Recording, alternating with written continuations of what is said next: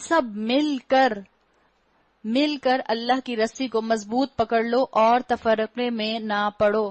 وَاعْتَصِمُوا کا مطلب ہوتا ہے چمٹ جاؤ، چپک جاؤ، سٹک آن ہو جائے بالکل تمہارا، چپک جاؤ. کس سے؟ بِحَبْلِ اللَّهِ. قرآن میں احادیث میں اللہ کے رسول صلی اللہ علیہ وسلم نے کہا حبل اللہ قرآن ہے، ہوا حبل اللہ المتین، یہ اللہ کی رسی ہے. اور آگے کہا جمیعاً کے اسکالرز دو میننگز کرتے ہیں. ایک وہ کہتے ہیں جمیعاً سے مراد ہے کہ پورے کے پورے قرآن سے چمٹ جاؤ، پورے کے پورے قرآن پر عمل کرنا شروع کر دو. اور دوسرا اسکالر اس کے معنی بتاتے ہیں جمیعاً کا مطلب ہے مل کر سب اللہ کی رسی کو تھام لو، سب مل کر اللہ کی رسی کو مضبوطی سے پکڑ لو. اور جب مل کر پکڑو گے ولا تفرقوا، چانسز ہیں جب قریب آؤ گے تو پھر تم میں آپس میں اختلاف بھی ہو سکتا ہے. آپ کا کبھی اپنی دوستوں سے اختلاف نہیں ہوتا، آپ کا اپنے ان رشتہ داروں سے اختلاف نہیں ہوتا جو ملک سے باہر رہتے ہیں، آپ کا ان رشتہ داروں سے اختلاف نہیں ہوتا جو آپ کے گھر سے دور رہتے ہیں، آپ کا ہمیشہ ان لوگوں سے اختلاف ہوتا ہے جو آپ کے گھر کی باؤنڈری کے اندر رہتے ہیں. جوائنٹ فیملی کے اندر اختلافات آپس میں ہوتے ہیں. جب انسان قریب رہتے ہیں تو ایک دوسرے کے اوپر زیادتی کرنے کا ان کو جو ہے وہ موقع مل جاتا ہے. تو اللہ نے کہا جب تم اکٹھے پکڑو گے ولا تفرقوا، اب فرقے مت ہو جانا، اب ایک دوسرے کو پھاڑنے مت لگ جانا، اب ایک دوسرے سے دور مت جانا. یہ جو یہاں پر آیا جمیعاً کیا مطلب ہے؟ وَاعْتَصِمُوا بِحَبْلِ اللَّهِ جَمِيعًا، اللہ کی رسی سے مضبوطی سے چپک جاؤ. اسکالرز کہتے ہیں اس کا مطلب ہے فزیکلی اس رسی کو پکڑ لو، یعنی جہاں جہاں اللہ کا کلام پڑھا جاتا ہے وہاں فزیکلی پہنچو. واٹس ایپ پر بھی تفسیر سن لینا بہت آسان کام ہے، یوٹیوب کے اوپر لیکچر سن لینا بہت آسان کام ہے، بہت آرام سے آپ آڈیو لیکچرز اور آڈیو ویب سائٹس دیکھ سکتی ہیں. لیکن یہ جو اسکالرز کہتے ہیں یہ جو اللہ تعالیٰ نے کہا وَاعْتَصِمُوا بِحَبْلِ اللَّهِ جَمِيعًا، سب مضبوطی سے اللہ کی رسی کو تھام لو. جب آپ اللہ کی رسی کو مضبوطی سے تھامیں گے تو آٹومیٹیکلی ایک دوسرے کے قریب آئیں گے. جن محفلوں میں قرآن پڑھا جاتا ہے وہاں پہنچیں گے تو آپ کو اپنے جیسے اور لوگ ملیں گے، آپ کو لائک مائنڈیڈ لوگ نظر آئیں گے. آپ کو پتہ چلے گا کہ صرف عمل کرنا آپ کے لیے مشکل نہیں ہو رہا، اور بھی اللہ کے ایسے بندے ہیں جو ان حالات کے اندر سٹرگل کر رہے ہیں، ان حالات میں قربانیاں دے رہے ہیں. آپ کو اپنی نعمت، اللہ کی دی ہوئی نعمت جو آپ قربانی دے رہی ہیں وہ چھوٹی لگے گی جب آپ کسی اور کی قربانی کو دیکھیں گے. تو فزیکلی ایسی جگہوں پر پہنچنا، اس کی بات بھی اسکالرز نے کی. اللہ کے اس احسان کو یاد رکھو جو اس نے تم پر کیا ہے. تم ایک دوسرے کے دشمن تھے، اس نے تمہارے دل جوڑ دیے، اس کے فضل و کرم سے تم بھائی بھائی بن گئے. اہل عرب جو تھے ان میں بہت جنگیں ہوتی تھیں، بہت جنگجو تھے، لیکن یہی اہل عرب جنہوں نے اسلام قبول کیا ایسے ایک دوسرے کے ساتھ فزیکلی اٹیچڈ ہو گئے کہ مواخات کا معاملہ آپ کو، ایسا بردرہڈ کا معاملہ آپ کو دنیا کی تاریخ میں کہیں نہیں ملتا. اللہ آج بھی ہم مسلمانوں کے دل جوڑ دے. آپ صلی اللہ علیہ وسلم کی دعا کے الفاظ آتے ہیں اللہم الف بین قلوبنا واصلح ذات بیننا. اللہ آج بھی ہمارے معاملات کو درست کر دے اور اللہ ہمارے دلوں کو جوڑ دے. تم آگ سے بھرے ہوئے ایک گڑھے کے کنارے کھڑے تھے، یعنی تم اگنورینٹ تھے، تمہارے پاس علم نہیں تھا، اللہ نے تم کو اس سے بچا لیا. اس طرح اللہ اپنی نشانیاں تمہارے سامنے روشن کرتا ہے، شاید کہ ان علامتوں سے تمہیں اپنے فلاح کا راستہ نظر آ جائے. عربوں کی تاریخ کے اندر تقریباً اگر آپ تاریخ پڑھیں ہسٹری میں 1700 مختلف جنگوں کا ذکر ملتا ہے. اوس اور خزرج دو قبائل جو آتے ہیں ان کی جنگ کے لیے آتا ہے کہ 120 سال تک ان کی جنگ جاری رہی، یہاں تک کہ وہ مسلمان ہو گئے اور اللہ تعالیٰ نے ان کا دل آپس میں ایک دوسرے کے لیے جوڑ دیے. وَلْتَكُمْ مِنْكُمْ أُمَّةٌ يَدْعُونَ إِلَى الْخَيْرِ وَيَأْمُرُونَ بِالْمَعْرُوفِ وَيَنْهَوْنَ عَنِ الْمُنْكَرِ وَأُولَئِكَ هُمُ الْمُفْلِحُونَ. تم میں کچھ لوگ تو ایسے ضرور ہی ہونے چاہیے. وَلْتَكُمْ مِنْكُمْ، یہ جو من آیا، من الگ ہے منکم میں اور کم الگ ہے. من بھی ایک حرف ہے عربی زبان کا. منکم کا مطلب یہ ہوتا ہے کہ جب کسی گروہ کے اندر منکم کی بات آئے، اہل منکم کی بات آئے، ولتکم منکم کی بات آئے، اس کا مطلب ہے ون آف دا فریکشن. پوری امت میں سے کچھ لوگ تو ایسے ہونے ہی چاہیے، کچھ فریکشن آف پیپل تو ایسے ہونے ہی چاہیے جو کیا کریں، جو نیکی کی طرف بلائیں، بھلائی کا حکم دیں اور برائیوں سے روکتے رہیں. اس پیشن کی آج مسلمانوں میں ضرورت ہے، اور پڑھے لکھے مسلمان کے اندر اس پیشن کی ضرورت ہے. پڑھا لکھا مسلمان جب نیکیاں کرتا ہے تو نیکیاں بھی ریسپیکٹیبل ہو جاتی ہیں. پڑھا لکھا مسلمان جو خود بھی اپنے اندر ایکوائرڈ نالج کا خزانہ رکھتا ہے، جب ریویلڈ نالج کے ساتھ لوگوں تک علم پہنچاتا ہے تو اس کے بتانے میں اللہ تعالیٰ اور زیادہ اٹریکشن پیدا کر دیتے ہیں. اس پیشن کی ضرورت ہے. جو لوگ یہ کام کریں گے اللہ نے کہا وہی فلاح پانے والے ہیں. فَأُولَئِكَ هُمُ الْمُفْلِحُونَ، اصل فلاح انہی کو ملے گی.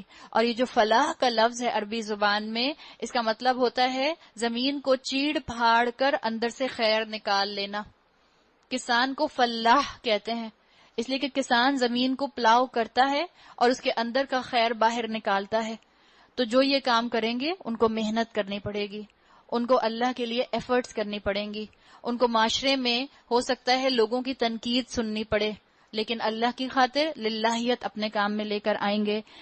کہیں تم ان لوگوں کی طرح نہ ہو جانا جو فرقوں میں بٹ گئے.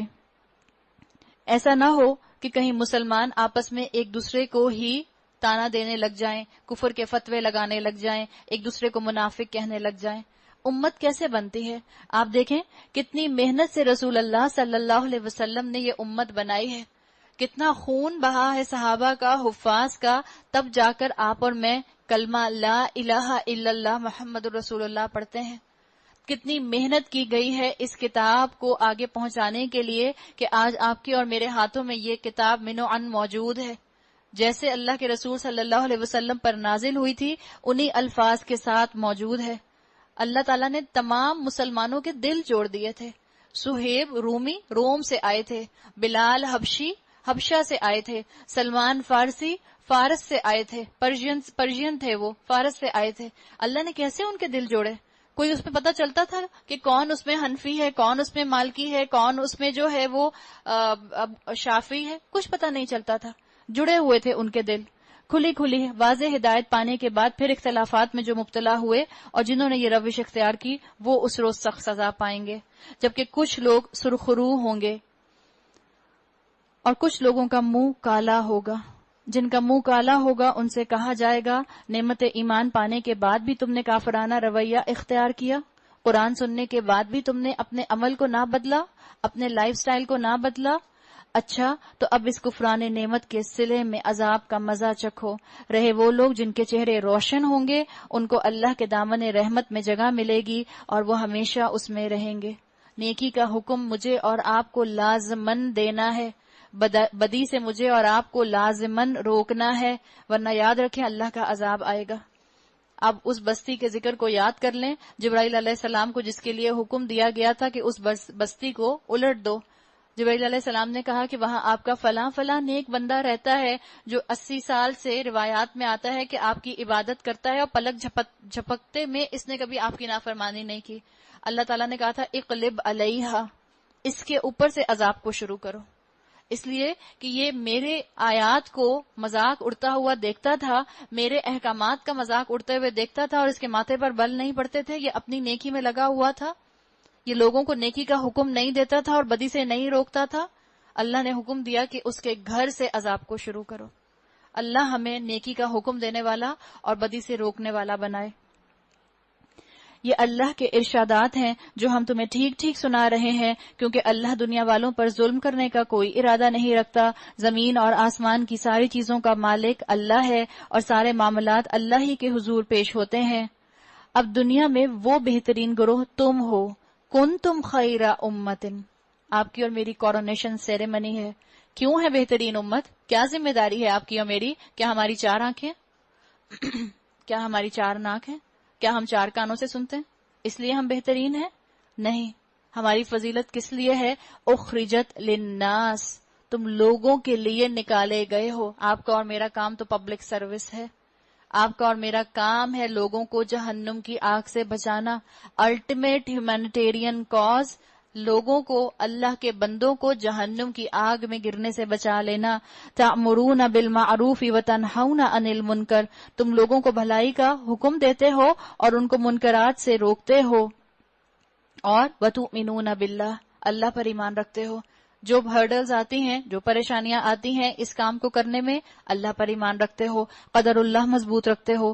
یہ اہل کتاب ایمان لاتے تو انہی کے حق میں بہتر تھا، اگرچہ ان میں کچھ لوگ ایماندار بھی پائے جاتے ہیں مگر ان کے بیشتر افراد نافرمان ہیں. یہ تمہارا کچھ بگاڑ نہیں سکتے، زیادہ سے زیادہ بس کچھ ستا سکتے ہیں. تم ان کا کلچر نہ اپناؤ، تم ان کو فالو نہ کرو. تم اگر ان کو فالو کرو گے بھی تب بھی یہ تم کو بیکورڈ ہی کہیں گے. کوا چلا ہنس کی چال، اپنی بھی چال بھول گیا. مسلمانوں کا آج یہ حال ہے. اگر یہ تم سے لڑیں تو مقابلے میں پیٹھ دکھائیں گے، پھر ایسے بے بس ہوں گے کہ کہیں سے ان کو مدد نہ ملے گی. یہ جہاں بھی یہ کب ہوگا؟ جب مسلمان امت بنیں گے. آج ہم مسلمان امت نہیں ہیں، لیکن امید رکھیں، ہوپفل رہیں، اپنے آپ سے بھی، اپنے آس پاس کے مسلمانوں سے بھی، اور اپنی یوتھ سے بھی. اللہ نے ہماری یوتھ میں بہت پوٹینشیل رکھا ہے. اپنی اولادوں کو اگلا مجاہد بنائیں. جو کام آپ اور میں نہیں کر سکے ہماری اولادیں کریں گی انشاءاللہ. جس کنوکشن کے ساتھ آپ اور میں اللہ کے احکامات پر عمل نہیں کر پا رہے، آپ دیکھیے گا اس سے کہیں زیادہ بڑھ کر کنوکشن کے ساتھ آپ کی اور میری اولادیں عمل کر سکتی ہیں اگر آپ اور میں ان کو مسلمان امت بنا دیں، اگر آپ اور میں ان کو قرآن کا علم دے دیں، اگر میں اور آپ اپنے عمل سے ان کو اسلام کی خوبصورتی دکھا دیں. تب یہ اللہ کے وعدے پورے ہوں گے کہ کوئی نان مسلم ہمارے مقابلے میں کامیاب نہیں ہو سکتا، کوئی کامیاب نہیں ہو سکتا جب مسلمان امت بن جائیں گے. یہ جہاں بھی پائے گئے ان پر ذلت کی مار پڑی، کہیں اللہ کے ذمے یا انسانوں کے ذمے میں پناہ مل گئی تو یہ اور بات ہے، نان مسلمز کی بات ہے. یہ اللہ کے غضب میں گھر چکے ہیں، ان پر محتاجی اور مغلوبی مسلط کر دی گئی ہے. اور یہ سب کچھ اس وجہ سے ہوا ہے کہ یہ اللہ کی آیات سے کفر کرتے رہے اور انہوں نے پیغمبروں کو ناحق قتل کیا. یہ ان کی نافرمانیوں اور زیادتیوں کا انجام ہے. مگر سارے اہل کتاب یکساں نہیں ہیں. عبداللہ بن سلام یہودی عالم تھے، آپ صلی اللہ علیہ وسلم کے دور میں اسلام لائے تھے. آج جیسے آپ نے نام سنا ہوگا امام حمزہ کا، آپ نے نام سنا ہوگا مریم جمیلہ کا، آپ نے نام سنا ہوگا یوسف اسلام کا، آپ نے نام سنا ہوگا محمد اسد کا، یہ سب ریورٹ مسلمان ہیں. اللہ نے کہہ دیا سارے اہل کتاب یکساں نہیں ہیں. اس لیے سورہ فاتحہ میں ہم نے بات کی تھی کہ اللہ تعالیٰ نے وہاں اشارہ تو یہود اور نصارہ کی طرف کیا ہے، لیکن وہاں پر یہودی اور نصارہ کا لفظ استعمال نہیں کیا گیا. وہاں ان کی جگہ مغضوب علیہم اور الضالین کا لفظ استعمال کیا گیا، اس لیے کہ اللہ کو پتا تھا کہ سارے یہود اور نصارہ یکساں نہیں ہیں. ان میں کچھ لوگ ایسے بھی ہیں جو راہ راست پر قائم ہیں، راتوں کو اللہ کی آیات پڑھتے ہیں، اس کے آگے سجدہ ریز ہوتے ہیں، اللہ اور روز آخرت پر ایمان رکھتے ہیں، نیکی کا حکم دیتے ہیں، برائیوں سے روکتے ہیں اور بھلائی کے کاموں میں سرگرم رہتے ہیں. وَيُسَارِعُونَ فِي الْخَيْرَاتِ، بھاگتے رہتے ہیں اللہ کے کاموں میں، فکر رہتی ہے اللہ کی کاموں کی، کھپ جاتے ہیں اللہ کے کاموں میں، انرجیز لگاتے ہیں اللہ کے کاموں میں. یہ ان کی فکریں ہوتی ہیں. اور ہماری فکریں، جوڑا کس کا ہوگا؟ عید آنے والی ہے، کس کا جوڑا ملے گا مجھے امی؟ اور پھر اس کے بعد فرینڈز پوچھتے ہیں تم نے کس کا پہنا ہے، تم نے کس کو پہنا ہے، تم نے کس کو پہنا ہے. پتہ چلے آپ نے کرتا پہنا ہو HSY کا اور ٹراؤزر پہنا ہو آپ نے ثنا سفیناز کا، کیسا لگے گا؟ اچھا لگے گا آپ کو؟ آپ جب کرتا پہننا چاہیں گی تو آپ چاہیں گی آپ پورا سوٹ کسی ایک ڈیزائنر کا پہنے، ہے نا؟ لیکن ہم اسلام میں کیا کرتے ہیں؟ Pick and choose. کرتا پہنتے ہیں کسی کا اور ٹراؤزر پہنتے ہیں کسی کا. یہ ہماری فکریں. لیکن ہم کہتے ہیں نہیں ہم دنیا کے معاملے میں بڑے سمارٹ ایلیکٹ ہیں، ہم ایسا تھوڑی کر سکتے ہیں. ہماری فکریں یہی ہیں. کیا فکریں ہیں ہماری؟ دین کو کیسے سر بلند کریں. کیا فکریں ہیں ہماری؟ خاندان میں دین کو کیسے عام کریں. یہ فکریں ہیں ہماری کہ اپنی اولاد کو قرآن کیسے پڑھا دیں. یہ فکریں ہیں ہماری کہ اپنی اولاد کو دین پر عمل کرنا کیسے سکھا دیں. یہ فکریں ہیں ہماری کہ اپنے گھر کے اندر شریعت کو کیسے نافذ کر دیں. پاکستان کے اوپر ہم کیا شریعت نافذ کریں گے؟ اپنے اپنے گھروں کے اوپر 500 گز اور 1000 گز کے اوپر تو شریعت نافذ کر کے دکھائیں. پہلے پاکستان پر شریعت نافذ ہونا تو بہت بات کا کام ہے. ابھی سے اگر ہم نے پاکستان پر شریعت نافذ شروع کر دی تو تربیت کسی کی نہیں ہوئی، وہ کچھ اور ہی بن جائے گا. آپس میں ایک دوسرے کو قتل و غارت کر کے مار دیں گے. ہماری فکریں ویڈنگ پلانر کون سا ہوگا، ہماری فکریں پھول کہاں سے آئیں گے، ہماری فکریں لوکل پھول تو اب کوئی استعمال ہی نہیں کرتا، اب تو امپورٹڈ پھول آنے کی ضرورت ہے. یہ ہے آپ کی اور میری فکریں. آپ کی اور میری یہ فکریں ہیں کہ ہم اپنے بچوں کو جو ہے اسلام کا علم دے دیں، قرآن کی تعلیم دے دیں، قرآن کی عربی زبان کا علم دے دیں، ان کو عربی زبان کا فہم سکھا دیں، ان کو عربی زبان کی خوبصورتی دکھا دیں. کیا یہ ہماری فکریں ہیں؟ ہم میں سے کتنی ماؤں نے اس کی فکر کی کہ میرا بچہ عربی زبان کی خوبصورتی جان جائے تاکہ جب قرآن پڑھے تو اس کو اپنے عمل کی اس کے اندر سے کوئی راہ مل جائے. یہ ہماری فکریں تو نہیں ہیں. ہماری فکریں تو یہ ہیں کہ ایڈمیشن کس اسکول میں ہوگا. رات بھر ڈرائیورز کو لائن میں کھڑا رکھتے ہیں اور ایک ایڈمیشن فارم ملنا ہوتا ہے. ہماری تو یہ فکریں ہیں کس یونیورسٹی میں میرے بچے کا ایڈمیشن ہو جائے، چاہے ہم جو ہیں پاکستان میں رہتے ہوئے بالکل اپنے آپ کو چیزوں کا محتاج کر لیں. یہ ہے ہماری فکریں. اللہ نے مجھے اور آپ کو اس فکر کے لیے دنیا میں نہیں بھیجا تھا.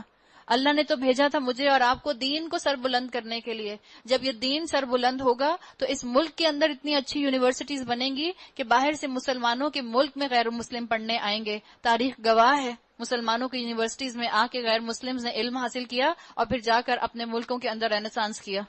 آج مجھے اور آپ کو دوبارہ سے اس ریولوشن کو لانے کی ضرورت ہے. آپ کی اور میری یہ فکریں کہاں ہوتی ہیں کہ میں جلدی جلدی گھر کا کام سمیٹ لوں تاکہ پھر میں قرآن کی کلاس میں پہنچ جاؤں. ہم تو کہتے ہیں ہمارے پاس ٹائم ہی نہیں ہے.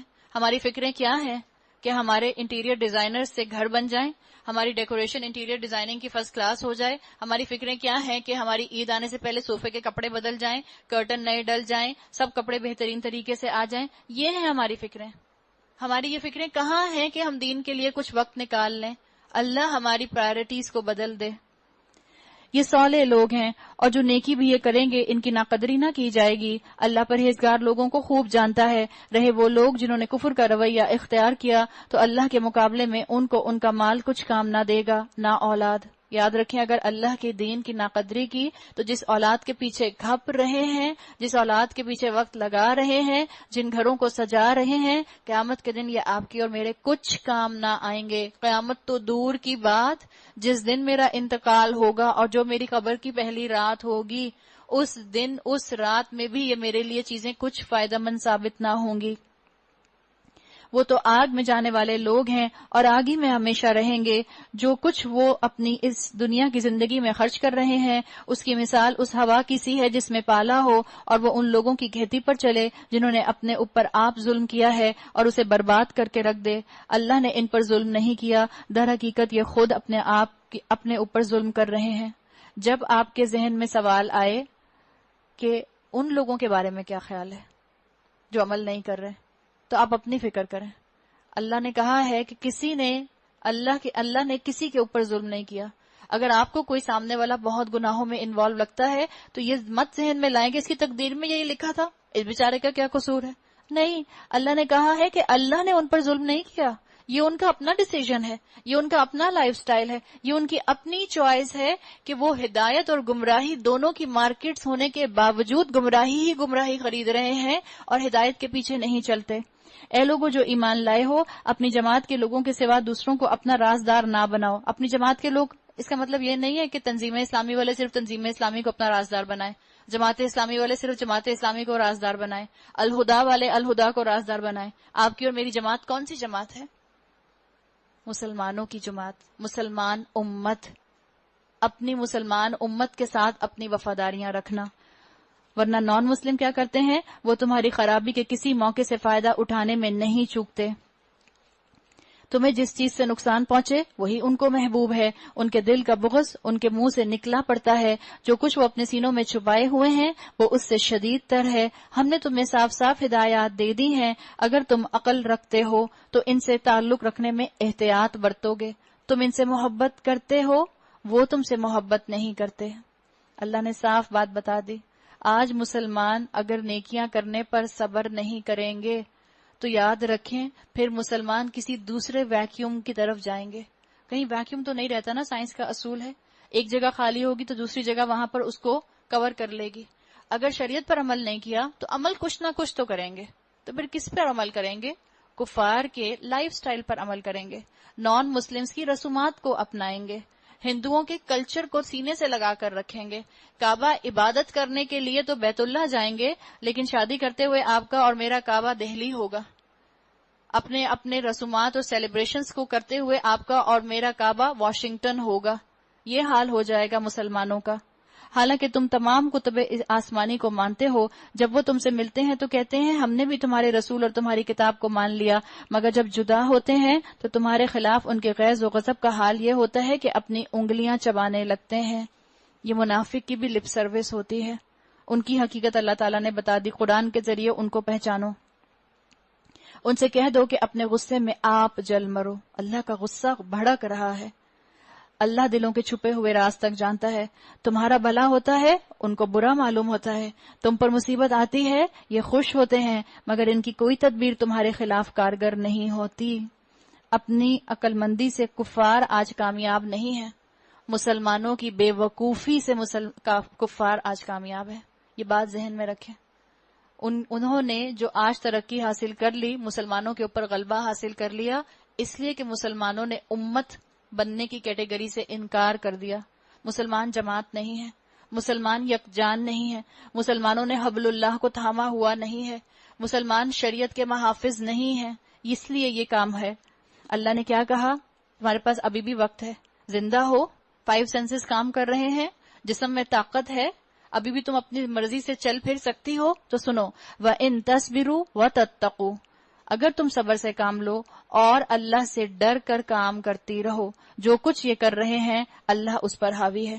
پھر یاد رکھیں کہ اللہ تعالیٰ آپ کو ان کی سازشوں کا شکار نہیں ہونے دے گا. لیکن یہ 2 کام آپ کو اور مجھے کرنے ہیں. ان تصبروا وتتقوا، آپ کو اور مجھے تقوی اختیار کرنا ہے. اور تقوی کی ڈیفینیشن کو اپنے ذہن میں رکھیں. کیا ہے تقوی کی ڈیفینیشن؟ آپ لوگوں میں سے جنہوں نے اورینٹیشن اٹینڈ کی تھی، تقوی کے اندر بہت سی چیزیں انسرکل ہوتی ہیں. عربک ڈکشنریز کے اندر 101 ڈیفینیشن تقوی کی آتی ہیں، لیکن جو سمپلسٹ ڈیفینیشن آپ کو میں نے اس دن یاد کرائی تھی وہ کیا تھی؟ التقوی کیا ہے؟ الخوف من الجلیل، الجلیل کا خوف رکھنا. اور کیا ہے؟ والعمل بالتنزیل، جو نازل کیا گیا ہے اس پر عمل کرنا. تلاوت کا ذکر نہیں آیا. اور کیا تھا؟ والرضا بالقلیل، جو اللہ نے دیا ہے اس پر راضی رہنا. والاستعداد لیوم الرحیم، اور اللہ سے ملنے والے دن کی تیاری کرنا. یہ سب تقوی میں آ جاتا ہے. اگر آپ نے اور میں نے یہ کام کیا تو اللہ نے کہا کہ اللہ تمہارے مقابلے میں ان پر حاوی ہے. اب غزوہ احد کے بارے میں بات ہوگی. اے پیغمبر صلی اللہ علیہ وسلم، مسلمانوں کے سامنے اس موقع کا ذکر کرو جب تم صبح سویرے اپنے گھر سے نکلے تھے اور احد کے میدان میں مسلمانوں کو جنگ کے لیے جا بجا مامور کر رہے تھے. اللہ ساری باتیں سنتا ہے اور وہ نہایت باخبر ہے. 3000 کفار سے 1000 مسلمانوں کا مقابلہ تھا، اور ہم جانتے ہیں کہ احد کے میدان میں مسلمان کامیاب ہوئے تھے. یاد کرو جب تم میں سے 2 گروہ بزدلی دکھانے پر آمادہ ہو گئے، بنو حارثہ اور بنو سلمہ، یہ 2 قبیلوں کا نام آتا ہے جن کے قدم ہل گئے تھے جب عبداللہ بن ابی جو تھا وہ اپنے ساتھ 700 لوگوں کو لے کر الگ ہو گیا تھا. حالانکہ اللہ ان کی مدد پر موجود تھا اور مومنوں کو اللہ ہی پر بھروسہ رکھنا چاہیے. آخر اس سے پہلے جنگ بدر میں اللہ تمہاری مدد کر چکا تھا، حالانکہ اس وقت تم بہت کمزور تھے، لہٰذا تم کو چاہیے کہ اللہ کی ناشکری سے بچو. امید ہے کہ اب تم شکر گزار بنو گے. اے نبی صلی اللہ علیہ وسلم، جب تم مومنوں سے کہہ رہے تھے کیا تمہارے لیے یہ بات کافی نہیں کہ اللہ 3000 فرشتے اتار کر تمہاری مدد کرے؟ اگر 300 بزدل لوٹ گئے تو کیا ہوا؟ اللہ 3000 فرشتوں سے تمہاری مدد کرے گا تاکہ تم خوش ہو جاؤ. اللہ نے بتا دیا. بے شک اگر تم صبر کرو، ان تصبروا وتتقوا، اور اللہ سے ڈرتے رہو، تو جس آن دشمن تمہارے اوپر چڑھ آئیں گے اسی آن تمہارا رب 3000 نہیں 5000 صاحب نشان فرشتوں سے تمہاری مدد کرے گا. یہ اللہ کا وعدہ تھا. یہ بات اللہ نے تمہیں اس لیے بتا دی کہ تم خوش ہو جاؤ اور تمہارے دل مطمئن ہو جائیں. یاد رکھیں آج بھی آپ اللہ کے دین پر استقامت ظاہر کریں گی، اللہ آپ پر فرشتے نازل کرے گا. وقالوا الذین ربنا اللہ، جب لوگ کہتے ہیں، اللہ کے بندے کہتے ہیں اللہ ہمارا رب ہے، ثم استقاموا، اور وہ اس پر جم جاتے ہیں، تتنزل علیہم الملائکہ، اللہ ان پر فرشتے نازل کرتا ہے، اللہ تخافوا ولا تحزنوا، اور فرشتے کیا کہتے ہیں؟ غم زدہ مت ہو، پریشان مت ہو. فرشتے آپ کے اور میرے قدم نہیں آگے بڑھا دیتے، فرشتے آپ کو اور مجھے حوصلہ دیتے ہیں. آج بھی مومن کی فرشتوں کے ذریعے مدد کی جاتی ہے. فتح اور نصرت جو کچھ بھی ہے اللہ کی طرف سے ہے، جو بڑی قوت والا، دانا اور بینا ہے. اور یہ مدد وہ تمہیں اس لیے دے گا تاکہ کفر کی راہ چلنے والوں کا ایک بازو کاٹ دے یا ان کو ایسی ذلیل شکست دے کہ وہ نامرادی کے ساتھ پسپا ہو جائیں. اے پیغمبر صلی اللہ علیہ وسلم، فیصلے کے اختیارات میں تمہارا کوئی حصہ نہیں، اللہ کو اختیار ہے، چاہے انہیں معاف کرے چاہے سزا دے، کیونکہ وہ ظالم ہے. اور ہم کیا کہتے ہیں نعتوں میں؟ جو پکڑے خدا تو بچا لے محمد. یہ ہم نعتیں پڑھتے ہیں. اللہ تعالیٰ نے کیا کہا اپنے رسول صلی اللہ علیہ وسلم کو؟ اللہ کو اختیار ہے معاف کرنے کا، آپ کو نہیں ہے. یہ اس وقت کی آیات ہیں جب جنگ کا رخ تھوڑا بدلا تھا، پانسا پلٹا تھا. آپ صلی اللہ علیہ وسلم کے منہ سے کچھ ایسے الفاظ نکلے تھے کہ اللہ ایسی قوم کو کیسے ہدایت دے گا جس نے اپنے نبی کا چہرہ خون سے بھر دیا. اس کے اوپر یہ آیات نازل ہوئیں. اور زمین میں اور آسمانوں میں جو کچھ ہے اس کا مالک اللہ ہے، جس کو چاہے بخش دے، جس کو چاہے عذاب دے، وہ معاف کرنے والا اور رحیم ہے. اے لوگو جو ایمان لائے ہو، یہ بڑھتا اور چڑھتا سود کھانا چھوڑ دو، اللہ سے ڈرو، امید ہے فلاح پاؤ گے. اس آگ سے بچو جو کافروں کے لیے مہیا کی گئی ہے، اور اللہ اور رسول کی اطاعت کرو، توقع ہے کہ تم پر رحم کیا جائے گا. وسارعوا الی مغفرۃ، دوڑ کر چلو اس راہ پر جو تمہارے رب کی بخشش اور اس کی جنت کی طرف جاتی ہے. وَسَارِعُوا إِلَى مَغْفِرَةٍ مِّن رَبِّكُمْ وَجَنَّةٍ عَرْضُهَا السَّمَاوَاتُ وَالْأَرْضُ، جس کی وسعت زمین اور آسمانوں میں پھیلی ہوئی ہے. اگر کمپٹیشن کرنا ہے، یہ میدان کھلا ہے. دنیا کی کمپٹیشن میں کیا بھاگتے ہو؟ دنیا میں کیا ایک دوسرے کے پیچھے بھاگتے رہتے ہو؟ دنیا کی کیا ریٹ ریس میں لگے رہتے ہو؟ ریٹ ریس میں جیت بھی گئے تو بھی ریٹ ہی رہو گے نا، بلی تو نہیں بن جاؤ گے.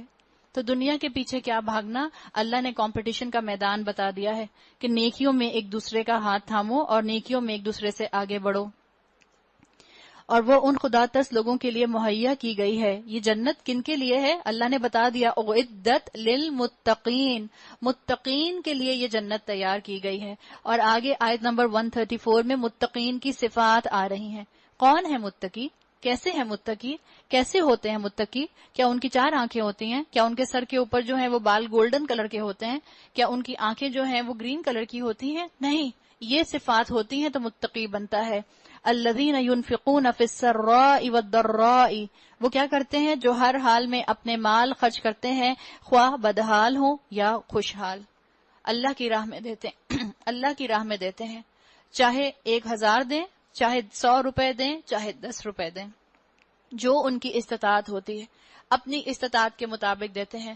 نفلی صدقہ چھپا کر دیتے ہیں، فرض صدقہ دکھا کر دیتے ہیں تاکہ اور لوگوں کو بھی ترغیب ہو.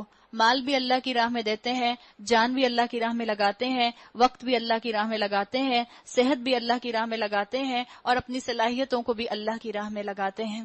دوسری ان کی کوالٹی بتائی گئی، والکاظمین الغیظ، اور غصے کو پی جاتے ہیں. یہ نہیں کہا غصہ نہیں کرتے، ان کے اندر تو غصہ ہوتا ہی نہیں ہے. یہ تو نہیں کہا کہ متقی کے اندر غصہ کرنے کی چپ ہی نکال دی جاتی ہے. نہیں، غصے کو قابو کرنے والے ہوتے ہیں.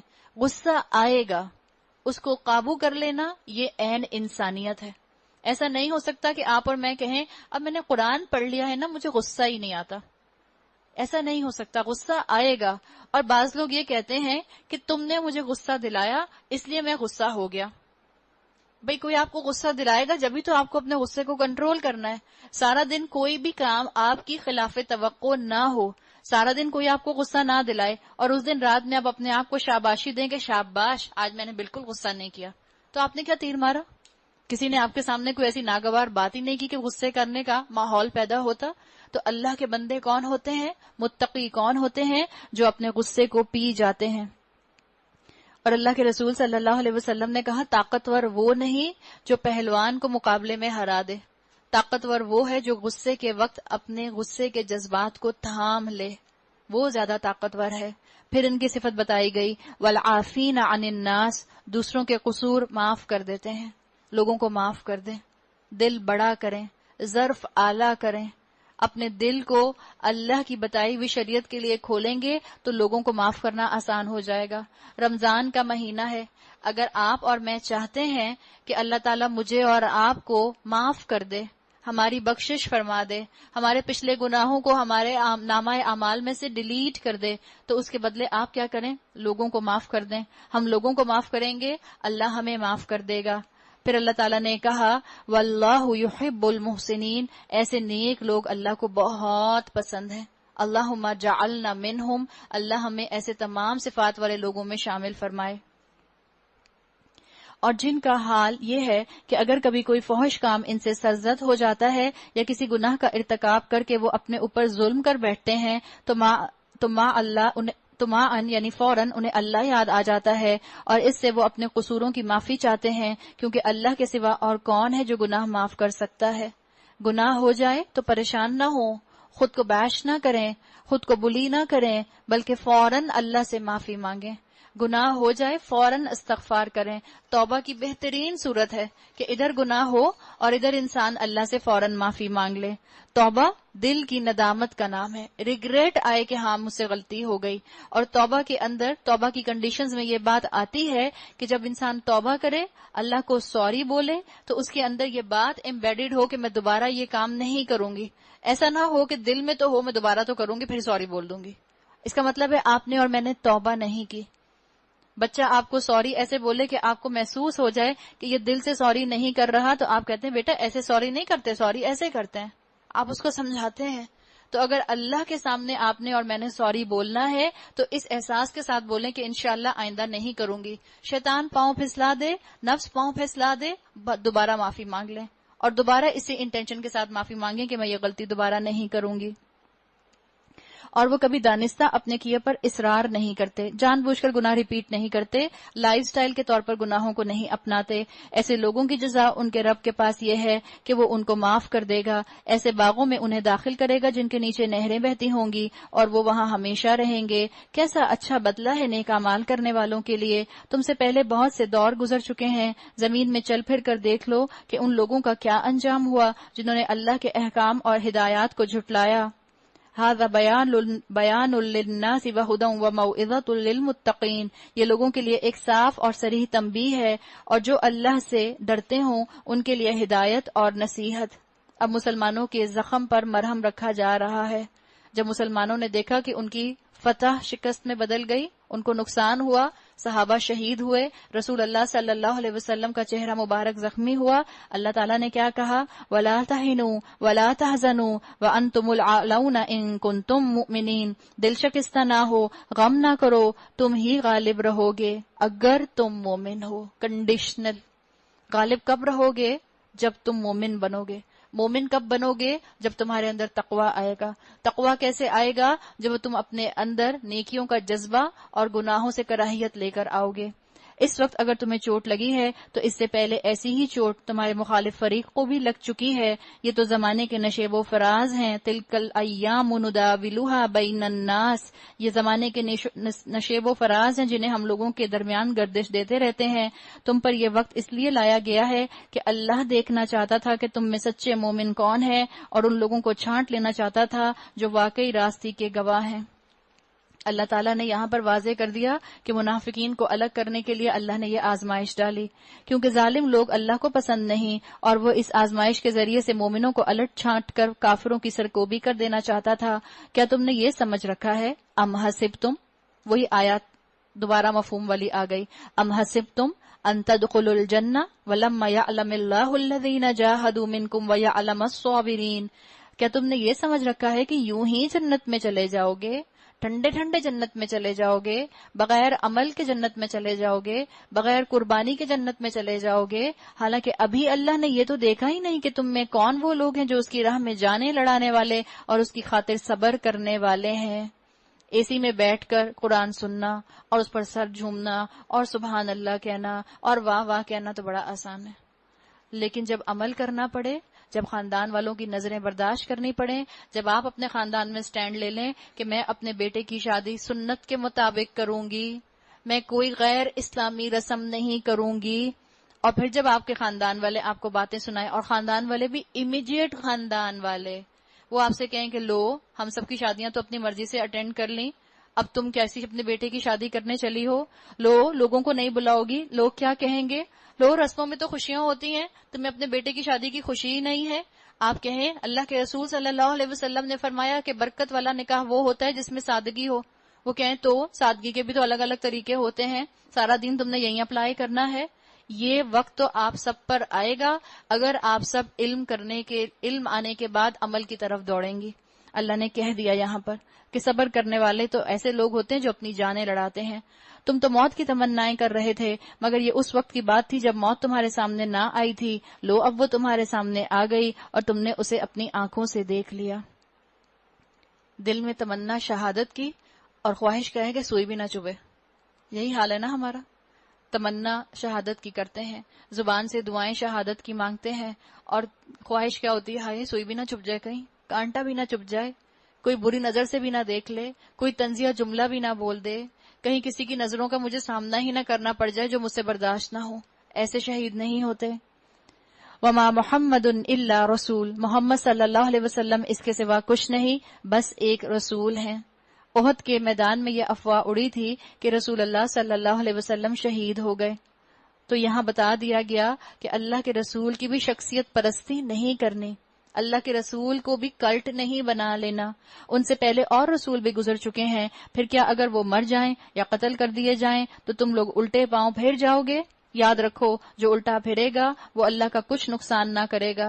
اسی آیت کو حضرت ابو بکر صدیق رضی اللہ عنہ نے تلاوت کیا تھا جب رسول اللہ صلی اللہ علیہ وسلم کا انتقال ہوا تھا، اور جب بتایا گیا حضرت عمر رضی اللہ عنہ تک خبر پہنچی کہ آپ صلی اللہ علیہ وسلم کا انتقال ہو گیا ہے، تو حضرت عمر نے اپنی تلوار نکال لی کہ جو یہ خبر دے گا میں اس کی گردن اڑا دوں گا۔ حضرت ابو بکر کو پتا چلا تو انہوں نے حضرت عمر کو یہ آیت سنائی، اور اس آیت کے سننے کے بعد حضرت عمر کہتے ہیں کہ ایسے لگا کہ جیسے یہ آیت آج ہی کے دن کے لیے نازل ہوئی ہے۔ البتہ جو اللہ کے شکر گزار بندے بن کر رہیں گے انہیں اس کی جزا دے گا۔ بتا دیا کہ رسول کو بھی موت آتی ہے، تو محبت ضرور کرو رسول سے، ان کو فالو ضرور کرو، لیکن اصل محبت کا محور الحی ہونا چاہیے۔ کون ہے الحی؟ اللہ رب العزت ہے الحی، اللہ کی صفت ہے۔ جب یہ صفت اپنے ذہن میں رکھو گے تو شرک فی الذات سے بچ جاؤ گے۔ اللہ کے رسول صلی اللہ علیہ وسلم کو اپنی دعاؤں کا وسیلہ نہیں بناؤ گے، اس لیے کہ رسول اللہ صلی اللہ علیہ وسلم یہ بتا کے نہیں گئے کہ تم ایسے دعا مانگو کہ رسول اللہ صلی اللہ علیہ وسلم کے صدقے میں یہ دعا مانگتی ہوں۔ نہیں، جس طریقے کو، جس وسیلے کو مانگنے کا طریقہ رسول اللہ صلی اللہ علیہ وسلم نے بتا دیا، اسی کے ذریعے ہم اللہ کے رسول کے طریقے کے مطابق وسیلہ بنائیں گے۔ کوئی بھی روح اللہ کے اذن کے بغیر نہیں مر سکتا۔ اور یہاں یہ بات بھی بتا دی گئی کہ نیکی کسی انسان کی خاطر نہیں کرو۔ مسلمان شخصیت پرست نہیں ہوتے، چاہے وہ محمد صلی اللہ علیہ وسلم ہی کیوں نہ ہو۔ کوئی بھی روح اللہ کے اذن کے بغیر نہیں مر سکتا۔ موت کا وقت تو لکھا ہوا ہے، جو شخص ثواب دنیا کے ارادے سے کام کرے گا اس کو ہم دنیا ہی میں سے دیں گے، جو ثواب آخرت کے ارادے سے کام کرے گا وہ آخرت کا ثواب پائے گا، اور شکر کرنے والوں کو ہم ان کی جزا ضرور عطا کریں گے۔ اس سے پہلے کتنے ہی نبی ایسے گزر چکے ہیں جن کے ساتھ مل کر بہت سے خدا پرستوں نے جنگ کی، اللہ کی راہ میں جو مصیبتیں ان پر پڑیں ان سے وہ دل شکستہ نہیں ہوئے، انہوں نے کمزوری نہیں دکھائی، وہ باطل کے آگے سرنگوں نہیں ہوئے۔ ایسے ہی صابروں کو اللہ پسند کرتا ہے۔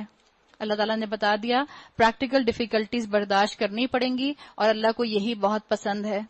ان کی دعا بس یہ تھی، کیا دعا تھی؟ ربنا اغفر لنا ذنوبنا واسرافنا فی امرنا وثبت اقدامنا وانصرنا علی القوم الکافرین۔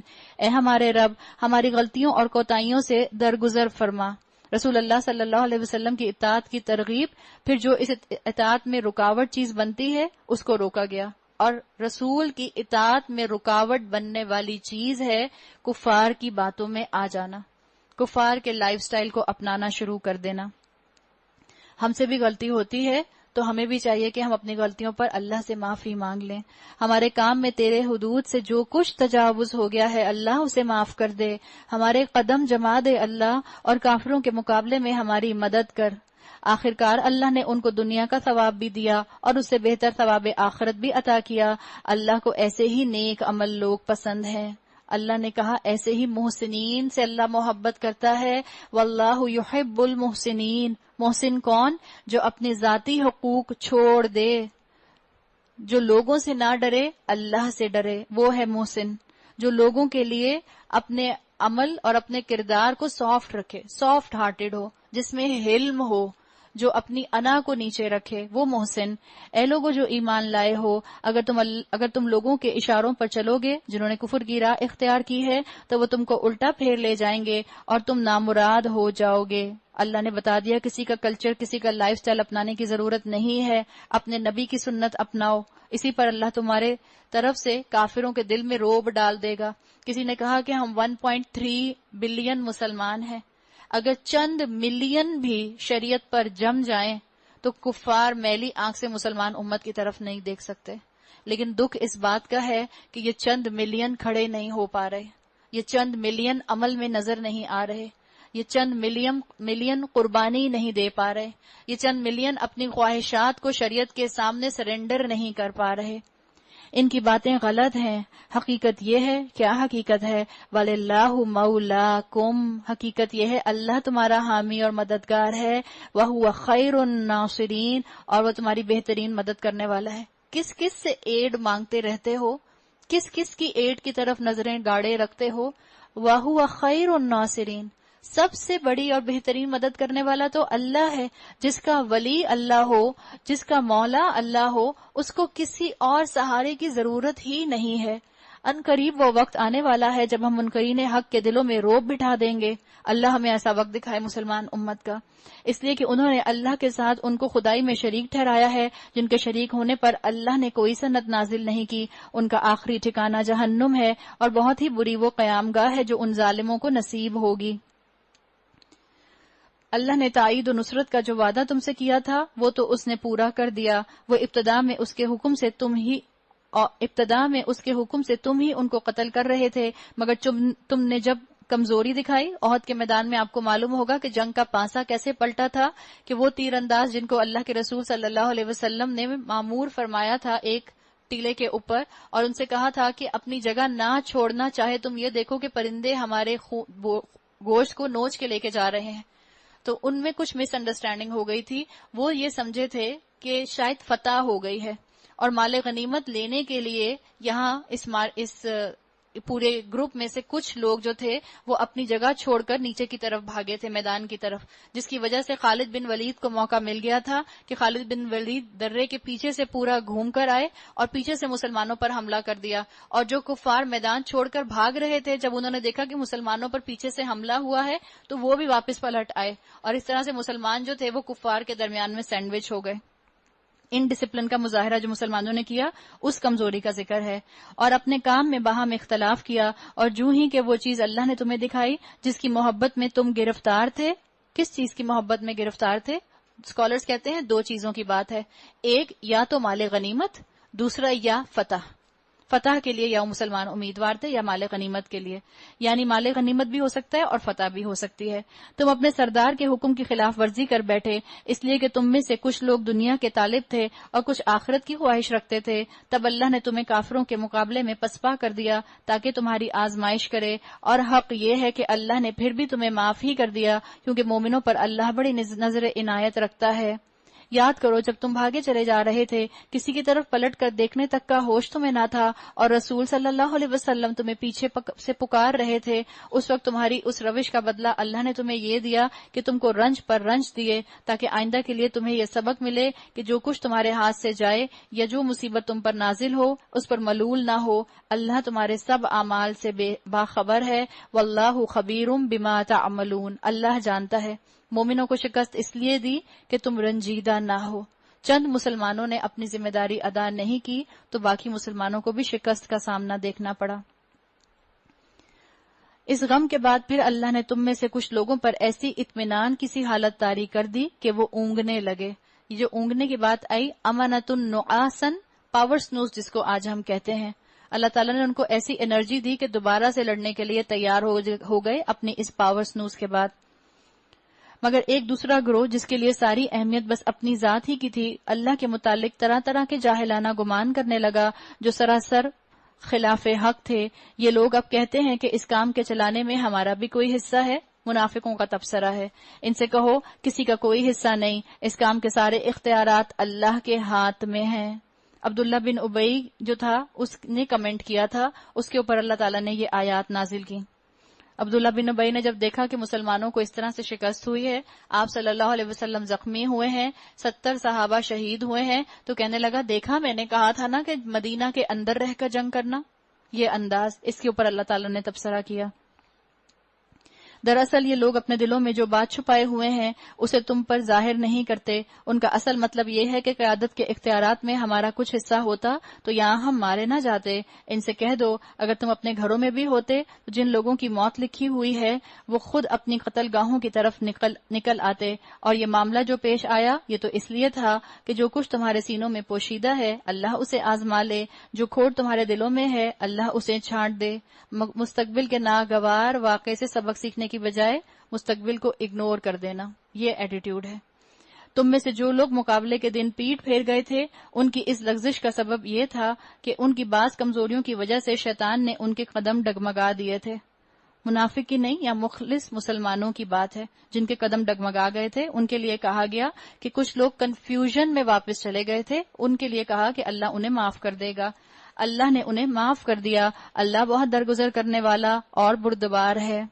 اے لوگو جو ایمان لائے ہو، کافروں کی سی باتیں نہ کرو، اور جن کے عزیز و اقارب اگر کبھی سفر پر جاتے ہیں یا جنگ میں شریک ہوتے ہیں اور وہاں کسی حادثے سے دوچار ہو جاتے ہیں تو کہتے ہیں اگر وہ ہمارے پاس ہوتے تو نہ وہ مارے جاتے نہ قتل ہوتے. کسی کے موت کی خبر سن کر کبھی یہ نہ کہیں کہ کاش انہوں نے یہاں سے علاج نہ کرایا ہوتا، کاش وہ باہر چلے گئے ہوتے، کاش انہوں نے یہ دوا نہ لی ہوتی، کاش انہوں نے یہ سرجری نہ کروائی ہوتی. یہ کاش کا لفظ کہنا یہ بالکل پسندیدہ نہیں ہے. یہ تقدیر کا معاملہ ہے. موت جس کی جہاں جس زمین پر جس انداز میں لکھی ہے اسی انداز میں آ کے رہتی ہے. قرآن نے کہا کہ کنسٹرکٹیو تبصرہ کیا کرو، اس طرح کا نیگیٹو تبصرہ مت کیا کرو. اللہ تعالیٰ نے یہاں منع کر دیا. اللہ اس قسم کی باتوں کو ان کے دلوں میں حسرت کا سبب بنا دیتا ہے، ورنہ دراصل مارنے اور جلانے والا تو اللہ ہی ہے اور تمہاری تمام حرکات پر وہی نگران ہے. اگر تم اللہ کی راہ میں مارے جاؤ یا مر جاؤ تو اللہ کی جو رحمت اور بخشش تمہارے حصے میں آئے گی وہ ان ساری چیزوں سے بہتر ہے جنہیں یہ لوگ جمع کرتے ہیں. اور خواہ تم مرو یا مارے جاؤ، بہرحال تم سب کو سمٹ کر اللہ ہی کی طرف جانا ہے. فَبِمَا رَحْمَةٍ مِّنَ اللَّهِ لِنْتَ لَهُمْ. لیڈر کی کوالٹی بتا دی گئی کہ لیڈر کیسا ہونا چاہیے. یہ اللہ کی بڑی رحمت ہے کہ تم لوگوں کے لیے رسول اللہ صلی اللہ علیہ وسلم نرم مزاج واقع ہوئے ہیں. آپ صلی اللہ علیہ وسلم کی حدیث کا مفہوم آتا ہے جو نرمی سے محروم رہا وہ کل خیر سے محروم رہا. نرمی ہر چیز کو خوبصورت بنا دیتی ہے. اپنے رویے میں نرمی لے کر آئیے. آپ کی طبیعت کی نرمی آپ کے اندر حلم لے کر آئے گی. حلم میچورٹی کو کہتے ہیں. جب آپ کے اندر میچورٹی آئے گی تو آپ لوگوں کے ساتھ حکمت کے ساتھ ڈیل کریں گی. ہم نے پڑھا ہے یؤتی الحکمت من یشاء. اللہ تعالیٰ چاہتا ہے جس کو حکمت دیتا ہے، اور جو حکمت دیا گیا وہ تو خیر کثیر دیا گیا. اپنی طبیعت میں نرمی لے کر آئیے. وہ نرمی جو حضرت ابو بکر صدیق رضی اللہ عنہ کی طبیعت میں تھی. حضرت ابو بکر صدیق رضی اللہ عنہ بہت نرم طبیعت کے تھے، سافٹ ہارٹڈ تھے، کائنڈ ہارٹڈ تھے. آپ کو اگر نرمی سیکھنی ہے تو حضرت ابو بکر کی سیرت سے سیکھیے. ایک واقعہ آتا ہے، رسول اللہ صلی اللہ علیہ وسلم کی نرمی بھی بے مثال ہے، لیکن یقیناً افضل البشر بعد الانبیاء حضرت ابو بکر کو کہا جاتا ہے. حضرت ابو بکر کے لیے آتا ہے کہ خلیفہ وقت تھے، جس وقت کی یہ بات ہے. ایک مرتبہ حضرت عمر نے غور کیا کہ چند دن سے وہ دیکھتے ہیں کہ روز صبح کی نماز کے بعد حضرت ابو بکر سپربز میں چلے جاتے ہیں، مدینے سے باہر چلے جاتے ہیں، اور پھر اس کے بعد کچھ دیر کے بعد واپس آتے ہیں. ایک دن حضرت عمر نے سوچا، ایک دوسرے سے نیکیوں میں کمپیٹ کیا کرتے تھے نا، اور حضرت عمر اور حضرت ابو بکر کا تو آپ کو پتا ہے کہ چلتا رہتا تھا. وہ آدھا سامان لے کر آئے تو وہ پورا سامان لے کر آ گئے. تو حضرت عمر کے لیے آتا ہے کہ حضرت عمر کو تشویش ہوئی، ان کو انکوزیٹیونیس ہوئی کہ یہ کہاں جاتے ہیں، ان کا پیچھا تو کروں. تو انہوں نے ان کا پیچھا کرنا شروع کیا. حضرت عمر نے دیکھا کہ مدینے کے باہر ایک بستی کے چھوٹا سا گھر ہے. حضرت ابو بکر گئے، دروازہ کھٹکھٹایا، اندر سے کسی نے آواز دی اور وہ اندر چلے گئے.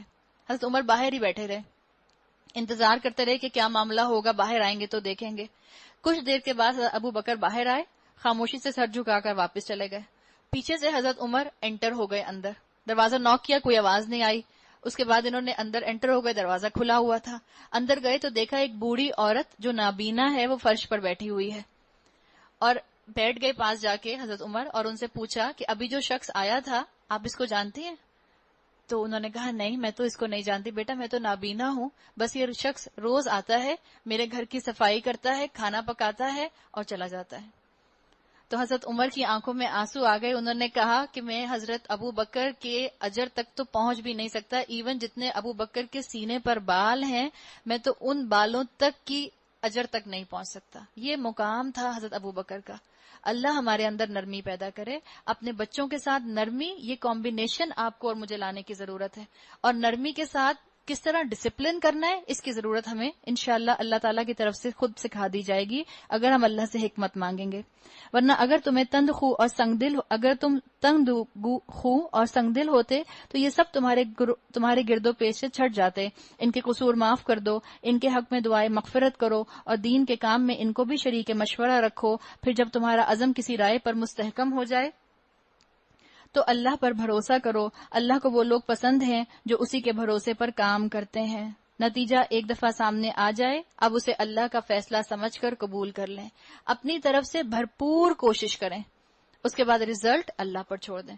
بھرپور کوشش مومن کرتا ہے اور بھرپور دعا مومن کرتا ہے، پھر اینڈ پروڈکٹ اللہ پر چھوڑ دیتا ہے. اِن يَنْصُرْكُمُ اللَّهُ فَلَا غَالِبَ لَكُمْ وَإِن يَخْذُلْكُمْ فَمَنْ ذَا الَّذِي يَنْصُرُكُمْ مِنْ بَعْدِهِ. اللہ تمہاری مدد پر تو کوئی طاقت اللہ تمہاری مدد پر ہو تو کوئی طاقت تم پر غالب آنے والی نہیں، اور وہ تمہیں چھوڑ دے تو اس کے بعد کون ہے جو تمہاری مدد کر سکتا ہے.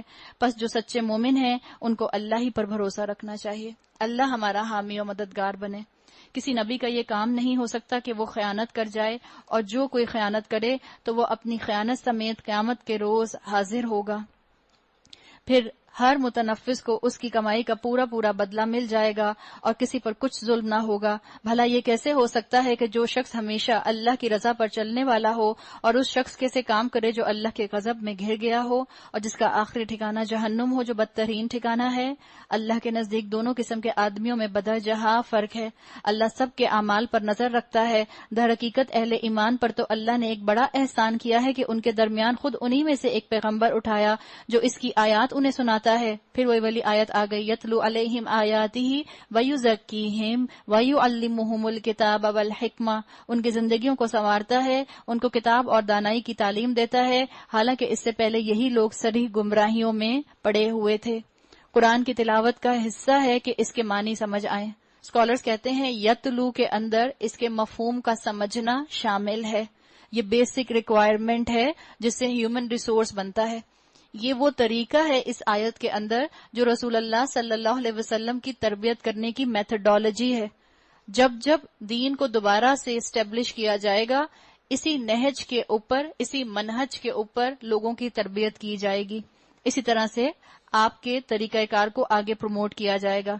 پھر جہاں تک تلفظ کی بات ہے، یتلو علیہم کی، قرآن کا تلفظ آپ صلی اللہ علیہ وسلم کا سکھایا ہوا ہے. روایات میں آتا ہے کہ کہا گیا کہ عربی لہجے میں قرآن پڑھو. تو اپنی زندگیوں میں ضرور وقت نکالیں. ہم پر فرض عین ہے کہ ہم سب صحیح طرح سے قرآن پڑھیں. اس کے لیے تجوید کا علم اللہ تعالیٰ نے ہمارے رحمت سے، ایک وقت میں تجوید کے نام سے کوئی واقف نہیں تھا، اب جگہ جگہ تجوید کی کلاسز ہوتی ہیں. اللہ آپ سب کے وقت میں برکت ڈالے. ضرور نکلیے اور تجوید کا علم حاصل کیجیے. اور تمہارا یہ کیا حال ہے کہ جب تم پر مصیبت آ پڑی تو تم کہنے لگے یہ کہاں سے آئی، حالانکہ جنگ بدر میں اس سے دگنی مصیبت تمہارے ہاتھوں فریق مخالف پر پڑ چکی ہے. اے نبی صلی اللہ علیہ وسلم، آپ کو معلوم ہے نا جنگ بدر میں 70 کفار شہید ہوئے تھے، قتل ہوئے تھے، اور اس کے مقابلے میں احد کے اندر 70 مسلمان شہید ہوئے تھے. تو اللہ تعالیٰ نے برابر برابر کر دیا تھا. اے نبی صلی اللہ علیہ وسلم، ان سے کہو یہ مصیبت تمہاری اپنی لائی ہوئی ہے. اللہ ہر چیز پر قادر ہے. جو نقصان لڑائی کے دن تمہیں پہنچا وہ اللہ کے اذن سے تھا، اور اس لیے تھا کہ اللہ دیکھ لے کہ تم میں کون مومن ہے اور کون منافق. وہ منافق کہ جب ان سے کہا گیا آؤ اللہ کی راہ میں جنگ کرو یا کم از کم اپنے شہر کا ڈیفنس کرو، تو کہنے لگے اگر ہمیں علم ہوتا کہ آج جنگ ہوگی تو ہم ضرور تمہارے ساتھ چلتے. یہ بات جب وہ کہہ رہے تھے اس وقت ایمان کی نسبت وہ کفر سے زیادہ قریب تھے. اللہ تعالیٰ نے یہاں بتا دیا کہ منہوں سے تو کوئی بات کہتے ہیں، دلوں کے اندر کچھ اور ہی سوچ لے کر بیٹھے ہوتے ہیں.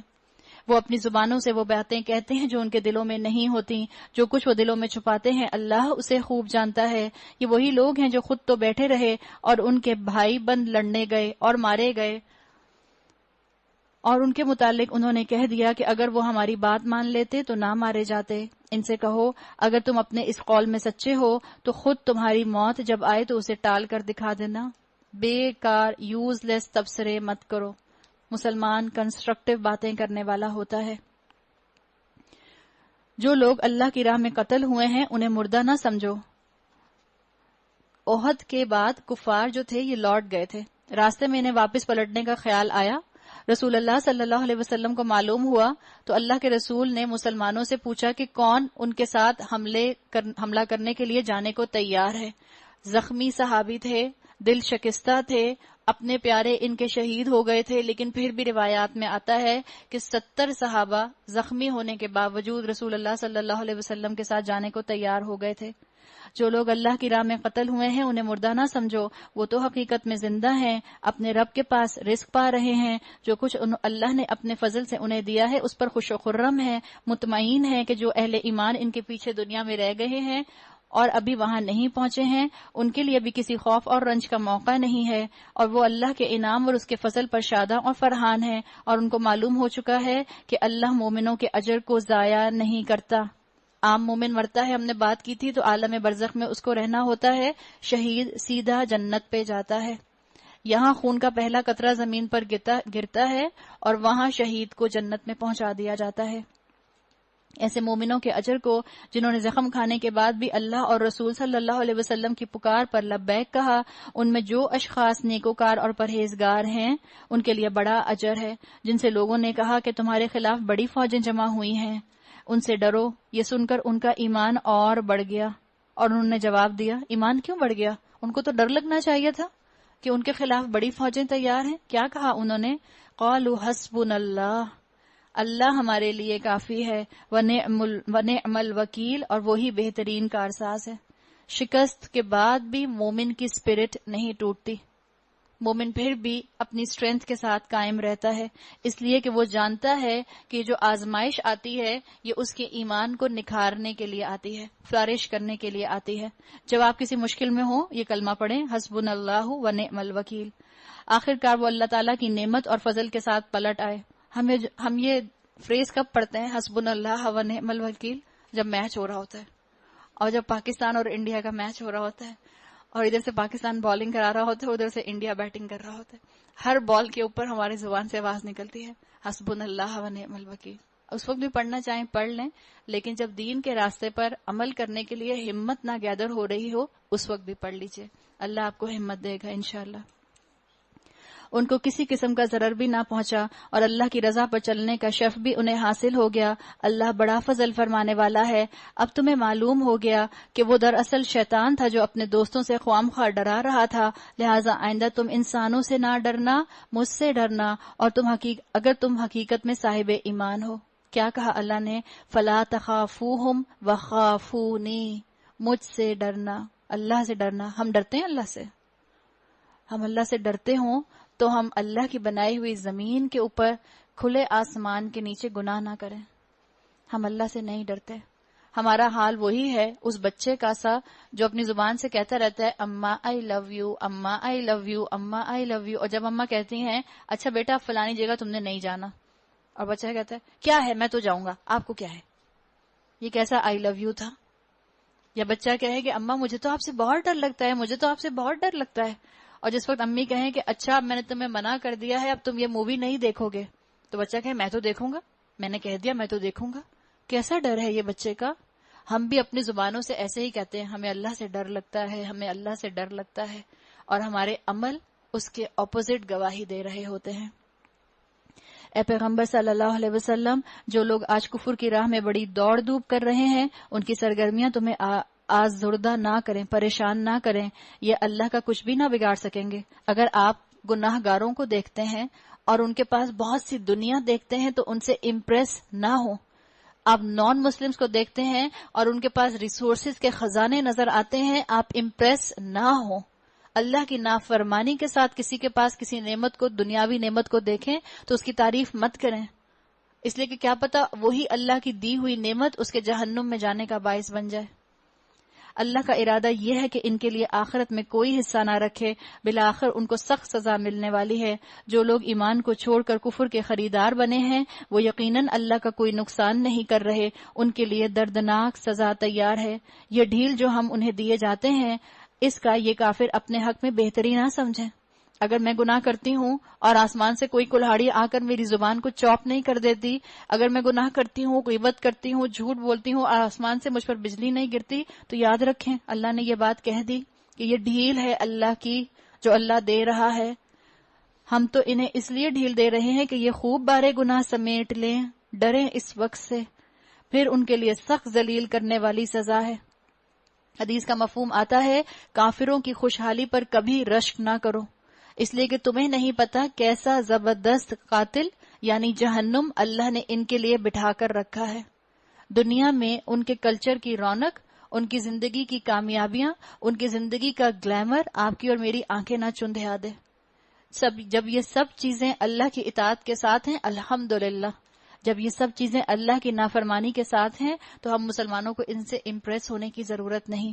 اللہ مومنوں کو اس حالت میں ہرگز نہ رہنے دے گا جس میں تم لوگ اس وقت پائے جاتے ہو۔ وہ پاک لوگوں کو ناپاک لوگوں سے الگ کر کے رہے گا، مگر اللہ کا طریقہ یہ نہیں ہے کہ تم لوگوں کو غیب پر مطلع کر دے۔ غیب کی باتیں بتانے کے لیے تو وہ اپنے رسولوں میں سے جس کو چاہتا ہے منتخب کر لیتا ہے، لہٰذا امور غیب کے بارے میں اللہ اور اس کے رسول پر ایمان رکھو۔ وَإِن تُؤْمِنُوا وَتَتَّقُوا، اور اگر تم ایمان لاؤ اور تقوی اختیار کرو، فَلَكُمْ أَجْرٌ عَظِيمٌ، تو تم کو بڑا اجر ملے گا، تمہارے لیے بڑا اجر ہے۔ جن لوگوں کو اللہ نے اپنے فضل سے نوازا ہے، جب یہ اللہ تعالیٰ بات کرتے تھے نا یہ والی وَإِن تُؤْمِنُوا وَتَتَّقُوا فَلَكُمْ أَجْرٌ عَظِيمٌ، تو روایات میں آتا ہے منافقوں کو ایسی آیات بہت ناگوار لگتی تھیں، اس لیے کہ وہ دل سے اللہ کا خوف نہیں رکھتے تھے۔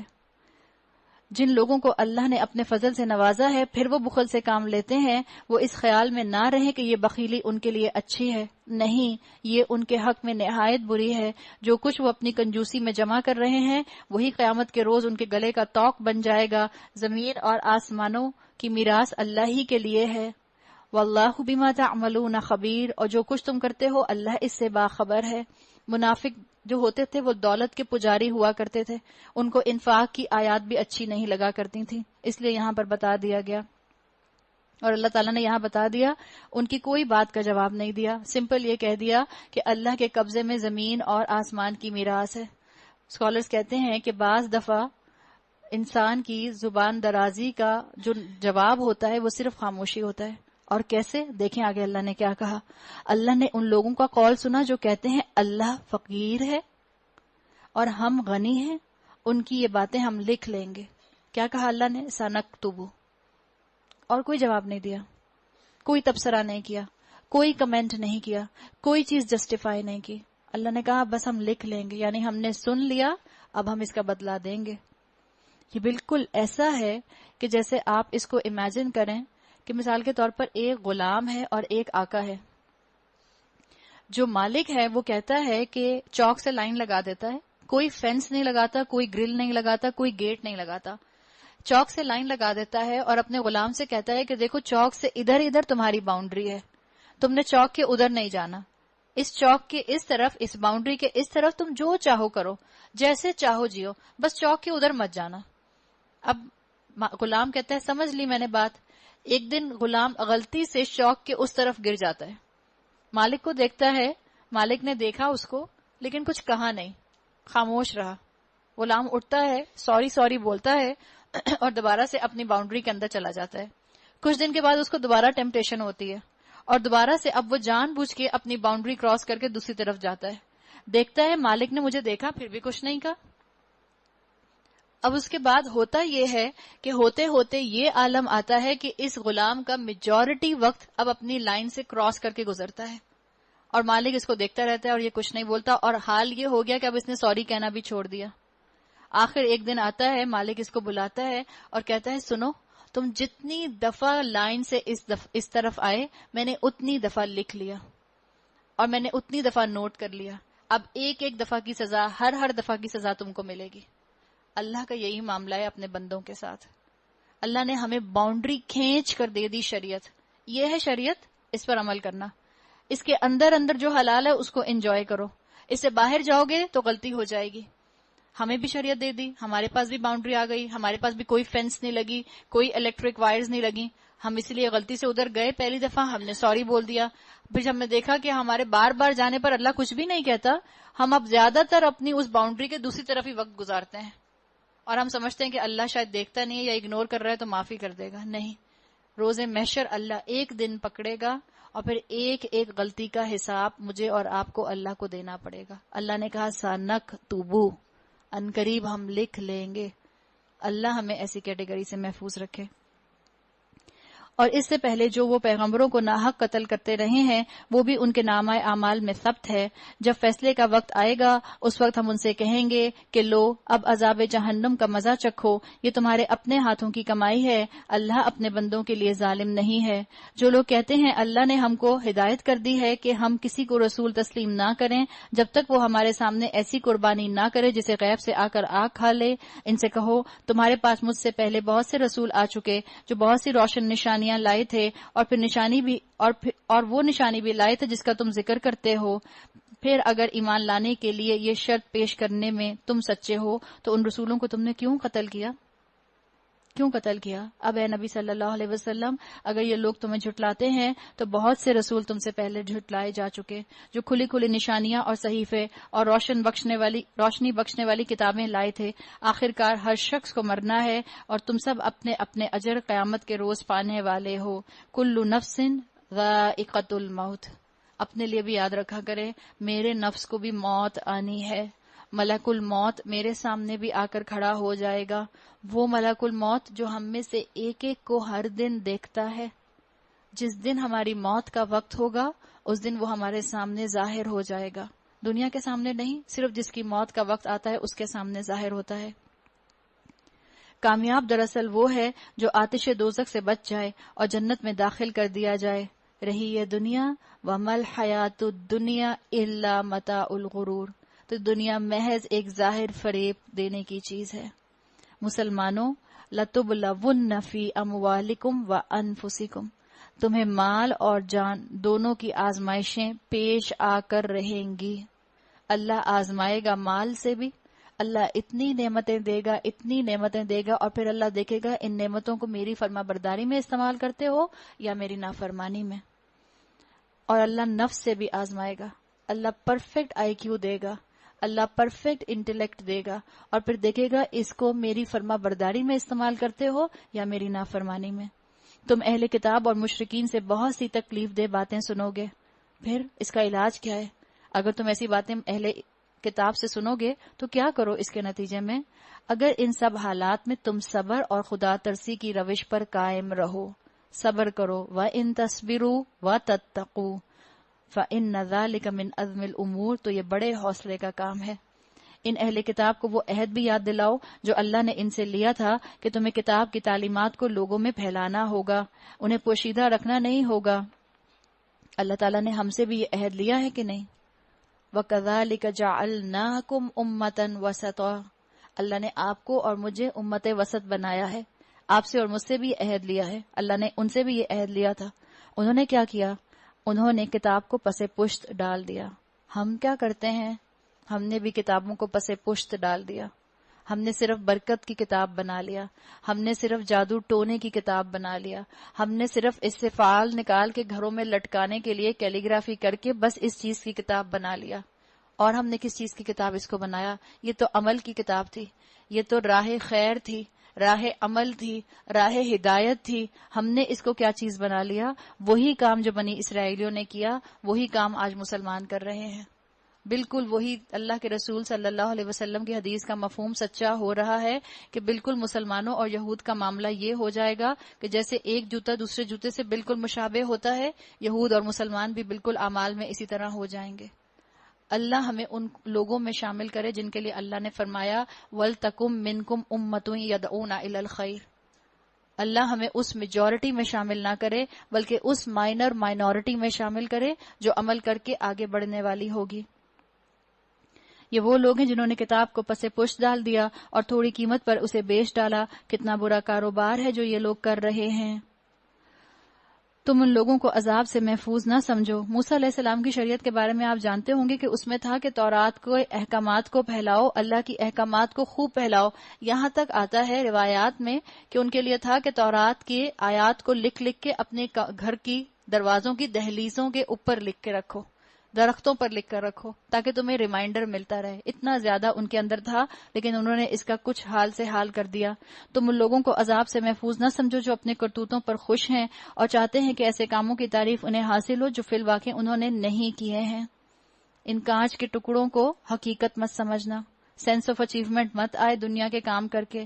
اصل سکون، اصل جنت کا معاملہ صرف اور صرف اللہ کے ہاں ملے گا.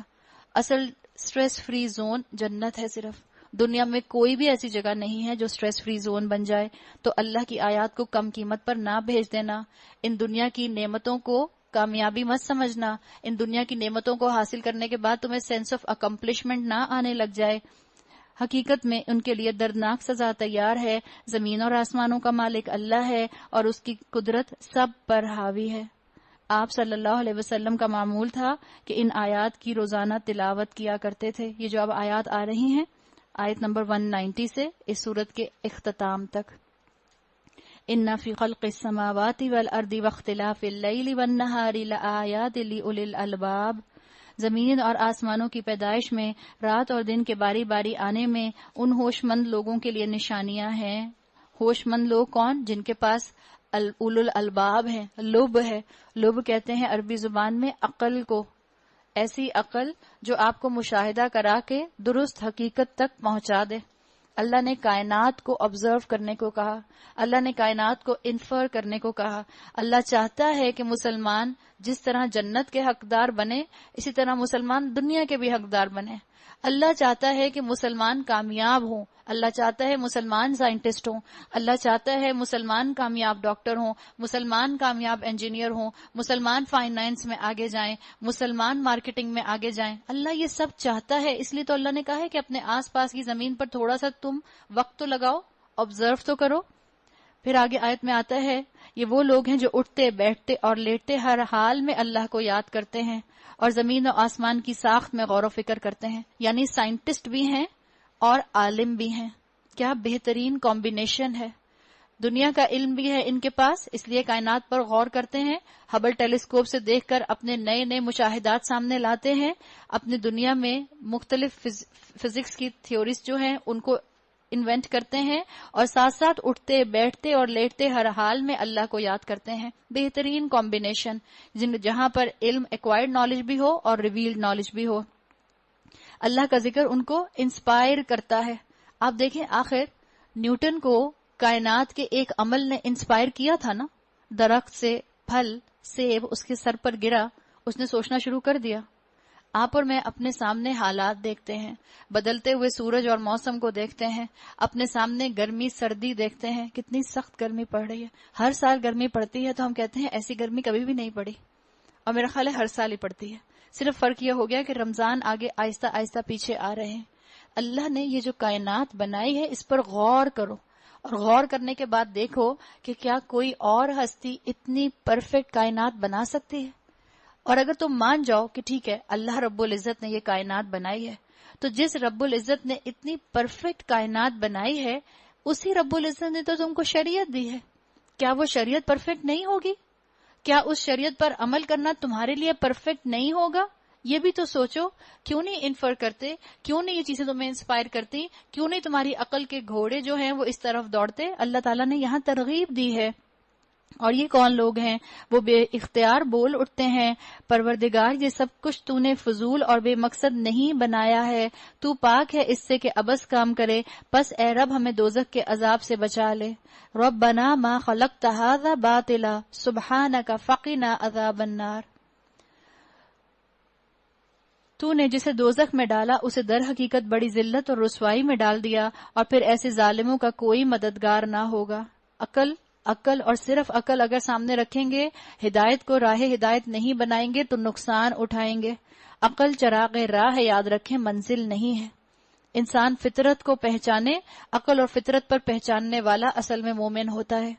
مالک ہم نے ایک پکارنے والے کو سنا. کون پکارنے والا؟ رسول اللہ صلی اللہ علیہ وسلم. اور اس کے بعد جو اللہ کا بندہ حق کی طرف پکارے، جو ایمان کی طرف بلاتا تھا اور کہتا تھا کہ اے لوگو اپنے رب کو مانو، ہم نے اس کی دعوت قبول کر لی. بس اے ہمارے آقا جو قصور ہم سے ہوئے ہیں ان سے درگزر فرما، جو برائیاں ہم میں ہیں انہیں دور کر دے، اور ہمارا خاتمہ نیک لوگوں کے ساتھ کر. اللہ جو وعدے تو نے اپنے رسولوں کے ذریعے سے کیے ہیں ان کو ہمارے ساتھ پورا کر. قیامت کے دن ہمیں رسوائی میں نہ ڈال، بے شک تو اپنے وعدے کے خلاف کرنے والا نہیں ہے. جواب میں ان کے رب نے کیا کہا؟ فاستجاب. فا آ گیا فاستجاب. ادھر اللہ کے بندے دعا کرتے ہیں، ادھر اللہ جواب دیتا ہے. فاستجاب، آخر آپ اور میں بھی تو یہاں آ کر بیٹھے ہیں. کسی نے کہا کہ یا تو اپنے ماں باپ کی، اپنے نانا نانی کی، اپنے دادا دادی کی، کسی کی دعا کی وجہ سے آ کر بیٹھے ہیں. مثال کے طور پر ہماری نسلوں میں ہمارے آباء و اجداد نے، کوئی بہت نیک مسلمان تھا، اس نے دعا کی تھی کہ اللہ ہماری ذریت کو ہدایت دینا. اس کی کسی کی دعا کا اثر ہے کہ میں اور آپ یہاں آ کر بیٹھے ہیں. آپ میں سے ایک ایک اس بات کا گواہ ہوگا. آئی ایم شیور کہ اگر ہم اپنے بارے میں بات کریں تو ہم میں سے کسی نے اتنا ٹوٹ کر ہدایت کے لیے دعا نہیں کی تھی. ہم کسی کی دعا کا نتیجہ ہے جو یہاں آ کر بیٹھے ہیں، ہمارے کسی بزرگ کا، ہمارے نانا نانی، ہمارے دادا دادی، ہمارے والدین میں سے. پھر اسکالرز کہتے ہیں کہ ہو سکتا ہے آپ اپنی ہی کسی دعا کا نتیجہ ہو جو آپ نے غفلت میں مانگی ہو. کیسے؟ مثال کے طور پر آپ کے بچے کے یا آپ کے ایگزامز ہونے والے ہیں، آپ کے او لیولز کے، اے لیولز کے، انٹر کے، گریجویشن کے ایگزامز ہونے والے ہیں.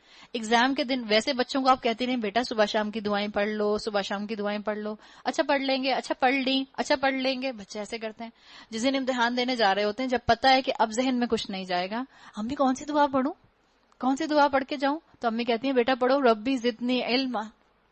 اب بچہ سارے راستے ربی زدنی علما، ربی زدنی علما.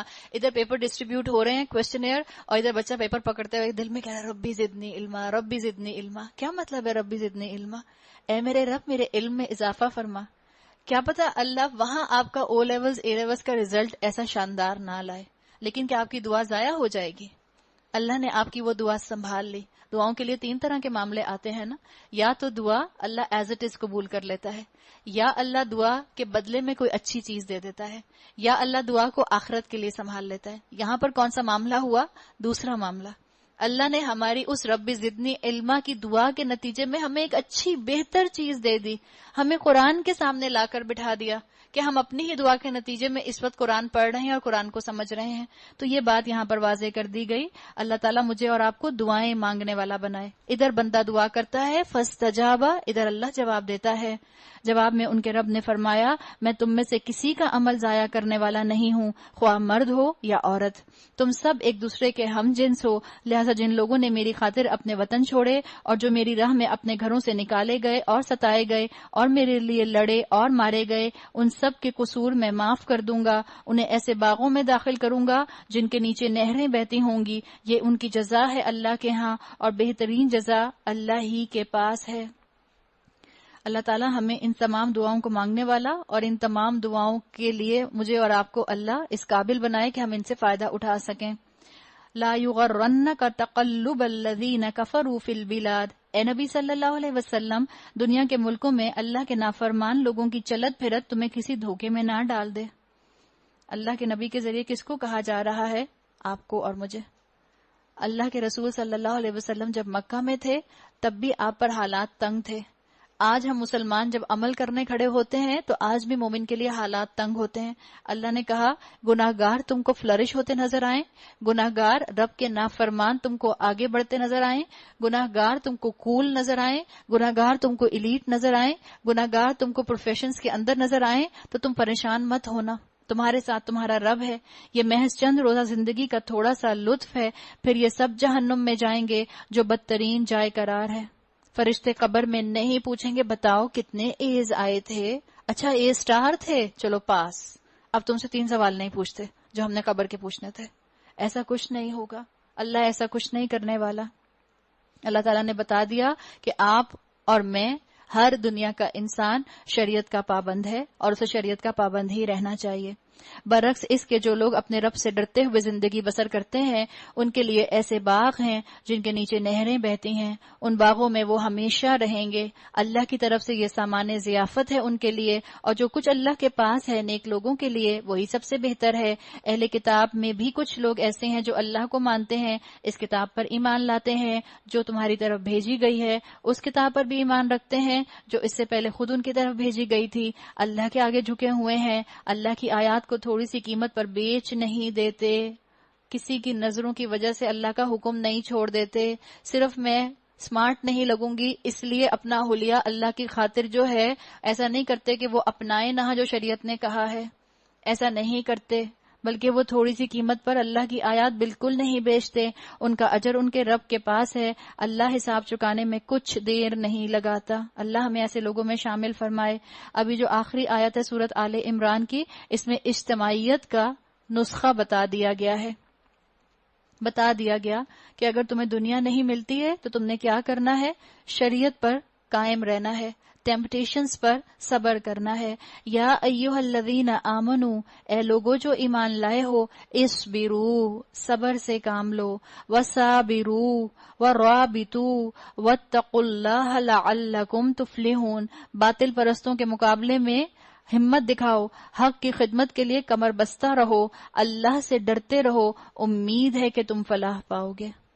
اب یہ آپ کو اور مجھے کہہ دیا گیا، اگر آپ اکیلی حق پر ہوں تو بھی قائم رہیں، مت گھبرائیں. اللہ نے کہا اصبروا، صبر کرو، وصابروا، اور صبر کرنے میں ایک دوسرے کی مدد کرو، باہم صبر کرو، ایک دوسرے کو ہمت دو.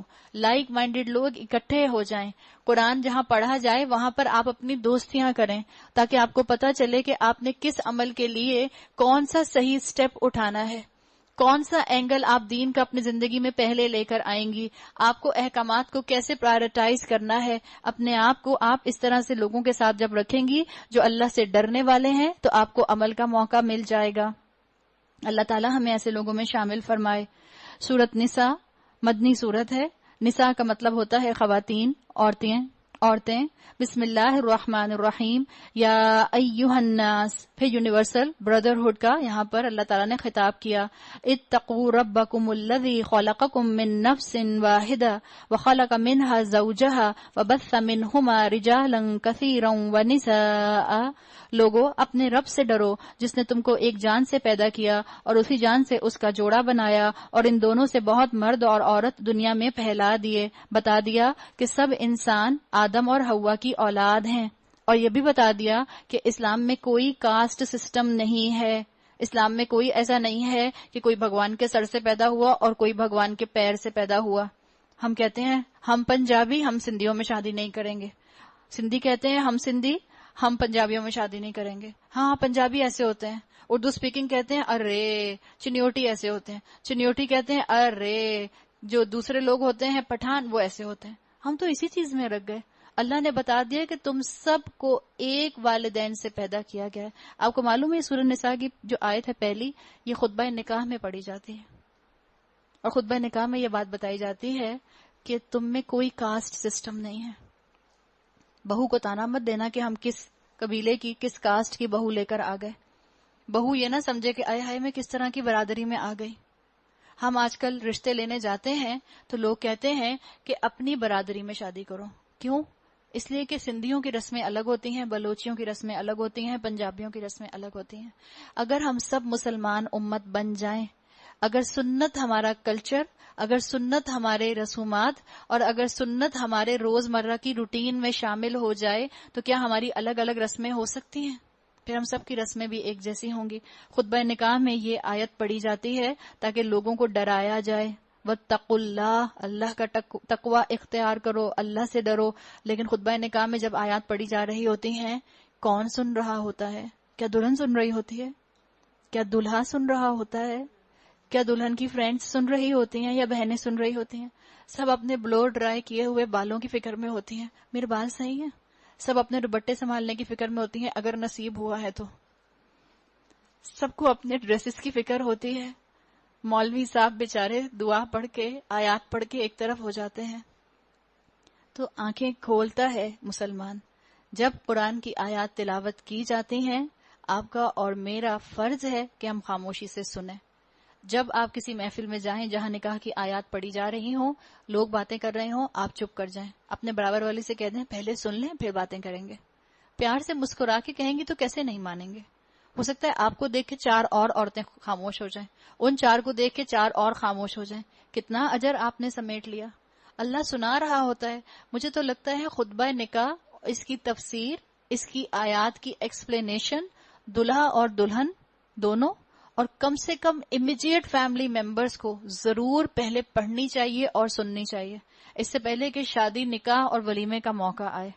اس لیے کہ سارے خدشات یہ ہوتے ہیں کہ آپ ایک سے ایک فلرش فنکشن کر لیں، لیکن آخر میں دلہا والوں کو دلہن والوں سے شکایت ہوتی ہے، دلہن والوں کو دلہا والوں سے شکایت ہوتی ہے، اور کچھ نہیں تو دلہن والوں کے اپنے رشتے داروں کو ان سے شکایت ہو جاتی ہے، ہمیں تو پوچھا ہی نہیں، ہمیں تو اسٹیج پہ بلایا ہی نہیں، ہمیں تو تصویر کھنچوانے کے لیے بلایا نہیں، دیکھا نہیں، فوٹوگرافر آیا ہوا تھا، مجھے ایک دفعہ بھی نہیں بلایا. یہ سارے معاملے ہوتے ہیں. اگر ہم تقوی کی آیات کو ذہن میں رکھیں گے، اگر تقوی ہماری رگ رگ میں آ جائے گا تو پھر ہم اس طرح کی باتوں سے اپنا وقت ضائع نہیں کریں گے.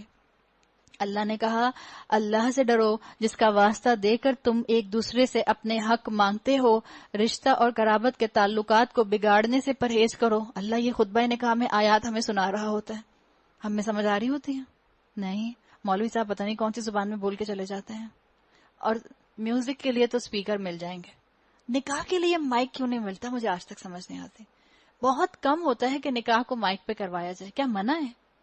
اور جب عورتوں کو آواز نہیں آئے گی یا مردوں میں جب آواز نہیں جائے گی تو کیا وہ دعا دیں گے؟ کیا وہ دعا پر آمین کہیں گے؟ کیا وہ آیات سنیں گے؟ کیا وہ کریں گے؟ ادھر نکاح ختم. یا اگر اس کو ساؤنڈ سسٹم پہ نکاح کو ڈال بھی دیا، اتنی ہلکی آواز ہوگی کہ آپ کو کان لگا کے سننا پڑے گا، آپ کو لگے گا شاید آپ بہری ہو گئی ہیں. ادھر نکاح ختم ہوگا اور جو پھر میوزک کی ٹون آئے گی اتنی کہ آپ کو اپنی پڑوسن کی آواز سمجھ نہیں آئے گی. یہ ہمارا حال ہے. اللہ نے کہا یقین جانو اللہ تم پر نگرانی کر رہا ہے. یہ جو اللہ کی نافرمانی میں سارے فنکشنز کرتے ہو، ان اللہ کان علیکم رقیبا، اللہ تمہیں دیکھ رہا ہے، بھولنا مت. یتیموں کے مال ان کو واپس دو، اچھے مال کو برے مال سے نہ بدل لو، اور ان کے مال اپنے مال کے ساتھ ملا کر نہ کھاؤ، یہ بہت بڑا گناہ ہے. اور اگر تم کو اندیشہ ہو کہ یتیموں کے ساتھ انصاف نہ کر سکو گے تو جو عورتیں تم کو پسند آئیں ان میں سے 2 3 4 سے نکاح کر لو. اللہ یہ آیت تو ہم عورتوں کو بالکل بھی اچھی نہیں لگتی. کیا کریں؟ چھپا دیں، نہ پڑھا کریں، ذکر نہ کیا کریں اس کا، کیا کریں؟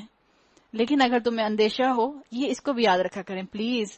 یہ آپ کو اگر یاد رہے گا تو پھر آپ کو مشکل نہیں ہوگی. اللہ نے کیا کہا؟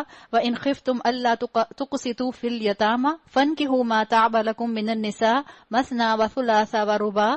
آگے بھی تو یاد رکھیں فَإِنْ خِفْتُمْ أَلَّا تَعْدِلُوا فَوَاحِدَةً أَوْ مَا مَلَكَتْ أَيْمَانُكُمْ. اگر تمہیں اندیشہ ہو کہ ان کے ساتھ عدل نہیں کر سکو گے تو پھر ایک ہی بیوی کرو یا ان عورتوں کو زوجیت میں لاؤ جو تمہارے قبضے میں آئی ہیں. بے انصافی سے بچنے کے لیے یہ زیادہ قرین ثواب ہے. اگر ہم نے سمجھا کہ اللہ ہم سے محبت نہیں کرتا تو پیچھے جتنی آیات آپ پڑھ چکی ہیں جن میں اللہ تعالیٰ نے عورت کی وکالت کی ہے، بتائیں ان سب کا کیا جواب دیں گے؟ ایک معاشرے کے اندر سسٹم بنانے کے لیے اللہ تعالیٰ نے یہ آیات دی ہیں. اور یاد رکھیں ہم میں سے یہاں کتنی عورتیں بیٹھی جن کے شوہروں نے 2 شادیاں کی ہیں؟ ہے کوئی ایسی بہادر خاتون ہے؟ ماشاء اللہ. چلیں اللہ تعالیٰ آپ کو اور ہمت دے اور اللہ تعالیٰ آپ کو ایمان پر قائم رکھے. لیکن دیکھیں اتنی ساری خواتین میں سے ایک خاتون صرف ہیں. ان جنرل ہمارے شوہر یہ ہمت نہیں کرتے، ان سے تو ایک ہی نہیں سنبھالی جاتی. ایک کی خواہشات نہیں پوری کرتے کرتے بےچارے تھکتے تو 2 کیسے رکھیں گے؟ 2 کو کیسے ہینڈل کریں گے؟ تو اللہ تعالیٰ نے ایک حکم دیا ہے، اس حکم کی حکمت کو سمجھیں. اللہ تعالیٰ نے اپنی صفات کا اظہار مختلف مخلوقات میں کیا ہے. اللہ کی صفت جو ہے کوئی مردوں میں نظر آتی ہے، کوئی اللہ کی صفت عورتوں میں نظر آتی ہے. اللہ تعالیٰ نے مرد کو قوام بنایا ہے نا. مردوں کے اندر کیپیسٹی ہے کہ وہ عورتوں کو ان کا نان نفقہ لے کر ان کو سپورٹ دے سکتے ہیں. ایک عورت جو بے گھر ہو، آج عورتیں یہ تو پسند کرتی ہیں کہ ان کے ہسبینڈ کے افیئرز ہوں، ایکسٹرا میریٹل افیئرز. پاکستان اور کراچی کے اندر، پاکستان میں بھی کراچی کے اندر سب سے زیادہ گراف میں ڈیموگرافک فگرز میں اونچے ہیں. اس لیے کہ عورتیں یہ پسند کرتی ہیں کہ شوہر کے افیئرز ہوں، یہ پسند نہیں کرتی کہ شوہر دوسری بیوی لے کر آئے. یہ پسند کرتی ہیں کہ شوہر زنا میں انوالو رہے، یہ پسند نہیں کرتی کہ دوسری بیوی لا کر وہ حلال طریقے سے اس کے ساتھ تعلق قائم کرے. تو یہ ہمیں سوچنے کی ضرورت ہے. اللہ تعالیٰ نے ایک تو یہاں پر آپشن دیا ہے، یہ نہیں کہا کہ سب مرد 4 شادیاں کریں، اللہ نے آپشن دیا ہے. دوسرا اڈاپٹ ا فیملی کا کانسیپٹ ہے کہ فیملی کو اڈاپٹ کیا جائے. کوئی بیوہ ہے تو اس کو سپورٹ دی جائے، کوئی یتیم بچی ہے تو اس کو سپورٹ دی جائے تاکہ اس کے بچوں کا بھی بھلا ہو جائے، اچھا ہو جائے. یاد رکھیں یہ ہمارا آج کا برننگ ایشو نہیں ہے، لیکن اسلام کے خلاف انگلی اٹھانے والوں نے اس چیز کو برننگ ایشو بنا دیا ہے. ہمارا burning issue extra marital affairs ہیں. ہمارا برننگ ایشو مورل پولوشن ہے. ہمارا برننگ ایشو ایکو سسٹم میں خرابیاں ہیں. ہمارا برننگ ایشو ہمارا میڈیا ہے. ہمارا برننگ ایشو ابارشن ہے. ہمارا برننگ ایشو یہ حالات ہیں جس میں ہم اپنے بچوں کو گھروں سے نکالتے ہوئے ڈرتے ہیں. ان پر تو ہم بات نہیں کرتے. ان کی اصلاح کی تو ہم کہیں سے بھی بات نہیں کرتے. جو اللہ نے قوانین دیے ہیں ان کے بارے میں تو ہم ان کو امپلیمنٹ کرنے کے لیے آگے نہیں بڑھتے. اور اس طرح کے معاملات جن کا تعلق جو ہے وہ کہیں کہیں ہے, اجازت کی حد تک ہے, حکم کی حد تک نہیں ہے, اس کو ہم اٹھا کر اس کو برننگ ایشو بنا لیتے ہیں. وَآتُوا النِّسَاءَ صَدُقَاتِهِنَّ نِحْلَةً, اور عورتوں کے مہر خوش دلی کے ساتھ فرض جانتے ہوئے ادا کر دو. اللہ تعالیٰ بات کر رہا ہے. پھر اللہ نے عورتوں کو سپورٹ کیا, عورتوں کے مہر عطا کر دو. البتہ اگر وہ خود اپنی خوشی سے مہر کا کوئی حصہ تمہیں معاف کر دیں تو تم اسے مہر سے کھا سکتے, مزے سے کھا سکتے ہو. آپ یہ ہے آج کا برننگ ایشو. مہر کی بات کون کرتا ہے؟ کوئی کرتا ہے مہر کی بات؟ صرف نکاح کے موقع پر بات ہوتی ہے. نعوذ باللہ, کچھ دن پہلے کسی خاتون نے مجھ سے یہ کہا کہ ہماری فیملی میں تو مہر اتنا رکھا جاتا ہے کہ اس کے خوف سے مرد طلاق ہی نہ دیں. اس کا مطلب کیا ہے کہ زندگی بھر وہ مہر دیتے ہی نہیں. یہی مطلب ہے نا اس کا. سیدھی سی بات ہے. حالانکہ مہر آپ کو نکاح کے بعد ادا کرنا ہوتا ہے. موجل یا معجل دونوں کیٹیگریز میں آپ رکھ سکتے ہیں. مثال کے طور پر آپ نے فوراً ادائیگی کی طرف مہر رکھا ہے, تو اگر نکاح ہو جاتا ہے, ابھی رخصتی نہیں ہوئی, شادی کنزیومیٹ نہیں ہوئی, پھر بھی مہر ادا کرنا ہوگا اگر معجل رکھا ہے.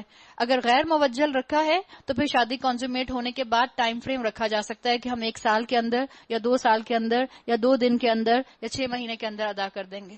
یہ کوئی کانسیپٹ نہیں ہے کہ ہمارے خاندان میں تو مہر اتنا رکھا جاتا ہے کہ لڑکا دے ہی نہ سکے تاکہ طلاق کی نوبت ہی نہ آئے. انا للہ و انا الیہ راجعون. یہ ہیں ہمارے برننگ ایشو. اللہ تعالیٰ نے تو کہا تھا کہ عورتوں کے مہر فرض سمجھتے ہوئے ادا کر دو. وہ اپنے مال جنہیں اللہ نے تمہارے لیے قیام زندگی کا ذریعہ بنایا ہے نادان لوگوں کے حوالے نہ کرو, البتہ انہیں کھانے اور پہننے کے لیے دو اور انہیں نیک ہدایت کرو, اور یتیموں کی آزمائش کرتے رہو یہاں تک کہ وہ نکاح کے قابل عمر کو پہنچ جائیں. پھر اگر تم ان کے اندر اہلیت پاؤ تو ان کے مال ان کے حوالے کر دو. ایسا کبھی نہ کرنا کہ حد انصاف سے تجاوز کر کے اس خوف سے ان کے مال جلدی جلدی کھا جاؤ کہ وہ بڑے ہو کر اپنے حق کا مطالبہ کریں گے. یتیم کا جو سرپرست مالدار ہو وہ پرہیزگاری سے کام لے, اور جو غریب ہو وہ معروف طریقے سے کھائے. پھر جب ان کے مال ان کے حوالے کرنے لگو تو لوگوں کو اس پر گواہ بنا لو, اور حساب لینے کے لیے اللہ کافی ہے. وَكَفَى بِاللَّهِ حَسِيبًا. مردوں کے لیے اس مال میں حصہ ہے جو ماں باپ اور قریبی رشتہ داروں نے چھوڑا ہو. عورتوں کے لیے بھی اس مال میں حصہ ہے جو ماں باپ اور قریبی رشتہ داروں نے چھوڑا ہو, خواہ تھوڑا ہو یا بہت, اور یہ حصہ اللہ کی طرف سے مقرر کردہ ہے. شریعت میں وراثت کے معاملے میں بہت زیادہ احتیاط رکھنے کی بات کی گئی ہے. ایک شخص ساری زندگی نیکی کرتا رہے, وراثت شریعت کے مطابق اس نے نہ بانٹی تو اسکالرز کے مطابق, رسول اللہ صلی اللہ علیہ وسلم کے احادیث کے مفہوم کے مطابق جہنم میں جائے گا. تو بہت محتاط ہو کر وراثت کی تقسیم کرنی چاہیے. اور جب تقسیم کے موقع پر کنبے کے لوگ اور یتیم اور مسکین آئیں تو اس مال سے ان کو بھی کچھ دو, اور ان کے ساتھ بھلے مانسوں کی سی بات کرو, یعنی خوش مزاجی سے کام لو. لوگوں کو اس بات کا خیال رکھ کر کے ڈرنا چاہیے کہ اگر وہ خود اپنے پیچھے بے بس اولاد چھوڑتے تو مرتے وقت انہیں اپنے بچوں کے حق میں کیسے اندیشے لاحق ہوتے. وراثت کے علم کو علم الفروض کہا جاتا ہے, اور علم الفروض کے لیے آتا ہے, آپ صلی اللہ علیہ وسلم نے تاکید کی ہے کہ علم الفروض کا علم حاصل کیا جائے. معاشرے میں ایسے لوگ رہیں جو علم الفروض کا علم حاصل کریں. کہتے ہیں ایک چرپائی ہو, ایک اینک بھی ہو تو بھی اس کو برابر طریقے سے تقسیم کر دینا چاہیے.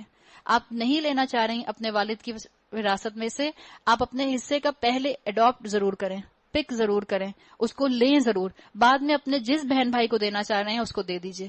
یہ مت کہیں کہ نہیں میں نے معاف کیا. اس سے معاشرے میں اصلاح نہیں ہوگی. اور ہمارے معاشرے میں آج یہ برننگ ایشو ہے, وراثت کا اللہ کی بتائی ہوئی شریعت کے مطابق نہ تقسیم ہونا. عورتوں کو وراثت نہیں دی جاتی, بیٹیوں کو وراثت نہیں دی جاتی, بیٹوں کا حق مار لیا جاتا ہے. یہ عام مسئلے ہیں, یہ عام مسئلے ہیں. ان چیزوں کے لیے مجھے اور آپ کو کانشیس ہونے کی ضرورت ہے. بس چاہیے کہ وہ اللہ کا خوف کریں اور راستے کی بات کریں. جو لوگ ظلم کے ساتھ یتیموں کے مال کھاتے ہیں در حقیقت وہ اپنے پیٹ آگ سے بھرتے ہیں, اور وہ ضرور جہنم کی بھڑکتی ہوئی آگ میں جھونکے جائیں گے. بھائی کہیں بہنوں کی وراثت نہ کھا جائیں, بھائی کہیں بھائی کی وراثت نہ کھا جائے. اللہ نے مسلمانوں کے لیے کہا ہے جو وراثت کی تقسیم شریعت کے مطابق نہ کرے وہ آگ میں جھونکا جائے گا. یوصیکم اللہ فی اولادکم، تمہاری اولاد کے بارے میں اللہ تمہیں ہدایت کرتا ہے. تاکید سے بات کرنا ہوتا ہے وصیت کرنا، یعنی اللہ تمہاری اولاد کے بارے میں تمہیں حکم دیتا ہے. مرد کا حصہ 2 عورتوں کے برابر ہے. مرد مطلب بیٹا، عورتوں کا مطلب بیٹی. بیٹے کا حصہ 2 بیٹیوں کے برابر ہے. اگر میت کے وارث 2 سے زائد لڑکیاں ہوں تو انہیں ترکے کا 2/3 دیا جائے، اور اگر ایک ہی لڑکی وارث ہو تو آدھے ترکے کا اس کا حصہ ہے. اگر میت صاحب اولاد ہو تو اس کے والدین میں سے ہر ایک کو ترکے کا 6واں حصہ ملنا چاہیے. آپ دیکھیں یہاں مرد اور عورت اس معاملے میں برابر ہو گئے، ماں باپ کو برابر حصہ ملے گا. اور اگر وہ صاحب اولاد نہ ہو اور والدین ہی اس کے وارث ہوں تو ماں کو 3واں حصہ دیا جائے گا. اور اگر میت کے بہن بھائی بھی ہوں تو ماں 6 حصے کی حقدار ہوگی. یہ سب حصے اس وقت نکالے جائیں گے جبکہ وصیت جو میت نے کی ہو پوری کر دی جائے اور قرض جو اس پر ہو وہ ادا کر دیا جائے. تم نہیں جانتے کہ تمہارے ماں باپ اور تمہاری اولاد میں سے کون بالحاظ نفع تم سے قریب تر ہے. انسان تو چاہے گا کہ اپنی اولاد کو زیادہ دے ماں باپ کے مقابلے میں، لیکن اللہ تعالیٰ نے اگر والدین حیات ہیں اور بیٹے کا انتقال ہو جاتا ہے یا بیٹی کا انتقال ہو جاتا ہے تو ماں باپ کو بھی 1/6 حصہ اس میں سے ملتا ہے. فریدۃ من اللہ ان اللہ کان علیما حکیما، یہ حصے اللہ نے مقرر کر دیے ہیں اور اللہ یقیناً سب حقیقتوں سے واقف اور ساری مصلحتوں کا جاننے والا ہے. اور تمہاری بیویوں نے جو کچھ چھوڑا ہو اس کا آدھا حصہ تمہیں ملے گا اگر وہ بے اولاد ہوں، ورنہ اولاد نہ ہونے کی صورت میں ترکے کا 1/4 حصہ تمہارا ہے، جبکہ وصیت جو انہوں نے کی ہو پوری کر دی جائے، قرض جو انہوں نے چھوڑا ہو پورا ادا کر دیا جائے، اور وہ تمہارے ترکے میں سے 1/4 کی حقدار ہوں گی اگر تم بے اولاد ہو، ورنہ صاحب اولاد ہونے کی صورت میں ان کا حصہ 8واں ہوگا بعد اس کے جو وصیت تم نے کی ہو وہ پوری کر دی جائے اور قرض تم نے جو چھوڑا ہو وہ ادا کر دیا جائے. اور اگر وہ مرد یا عورت جس کی میراث تقسیم طلب ہے بے اولاد بھی ہو اور اس کے ماں باپ بھی زندہ نہ ہو مگر اس کا ایک بھائی یا ایک بہن موجود ہو تو بھائی اور بہن ہر ایک کو 6واں حصہ ملے گا. یہاں پر بھی دیکھیں مرد اور عورت میں ایکویلٹی آ گئی. اور بھائی بہن ایک سے زیادہ ہوں تو کل ترکے کے 1/3 میں وہ سب شریک ہوں گے، جبکہ وصیت جو کی گئی ہو پوری کر دی جائے اور قرض جو میت نے چھوڑا ہو ادا کر دیا جائے بشرطے کہ وہ ضرر رسان نہ ہو. وصیۃ من اللہ واللہ علیم حکیم، یہ حکم ہے اللہ کی طرف سے، اللہ دانا بینا اور نرم خو ہے. تلک حدود اللہ، یہ اللہ کی مقرر کی ہوئی حدیں ہیں. جو اللہ اور اس کے رسول کی اطاعت کرے گا اسے اللہ ایسے باغوں میں داخل کرے گا جس کے نیچے نہریں بہتی ہوں گی اور وہ ان باغوں میں ہمیشہ رہے گا اور یہی بڑی کامیابی ہے. اور جو اللہ اور اس کے رسول کی نافرمانی کرے گا اور اس کی مقرر کی ہوئی حدوں سے تجاوز کرے گا اسے اللہ آگ میں ڈالے گا جس میں وہ ہمیشہ رہے گا اور یہ اس کے لیے رسوا کن سزا ہے. ہم کہتے ہیں بچوں کو ڈراؤ نہیں، اللہ سے یہ مناسب نہیں ہے.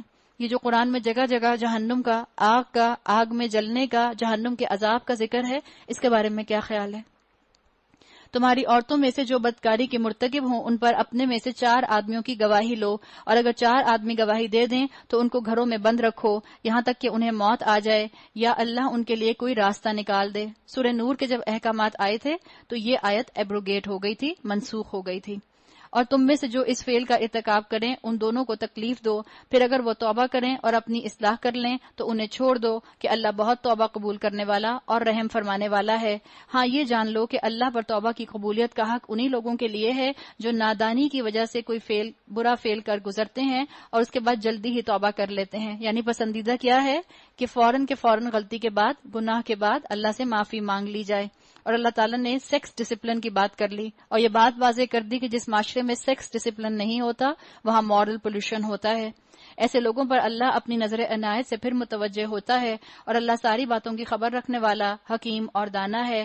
مگر توبہ ان لوگوں کے لیے نہیں جو برے کام کیے چلے جائیں، یعنی جن کا لائف سٹائل گناہ ہو، یہاں تک کہ جب ان میں سے کسی کی موت کا وقت آ جاتا ہے اس وقت وہ کہتا ہے کہ اب میں نے توبہ کی.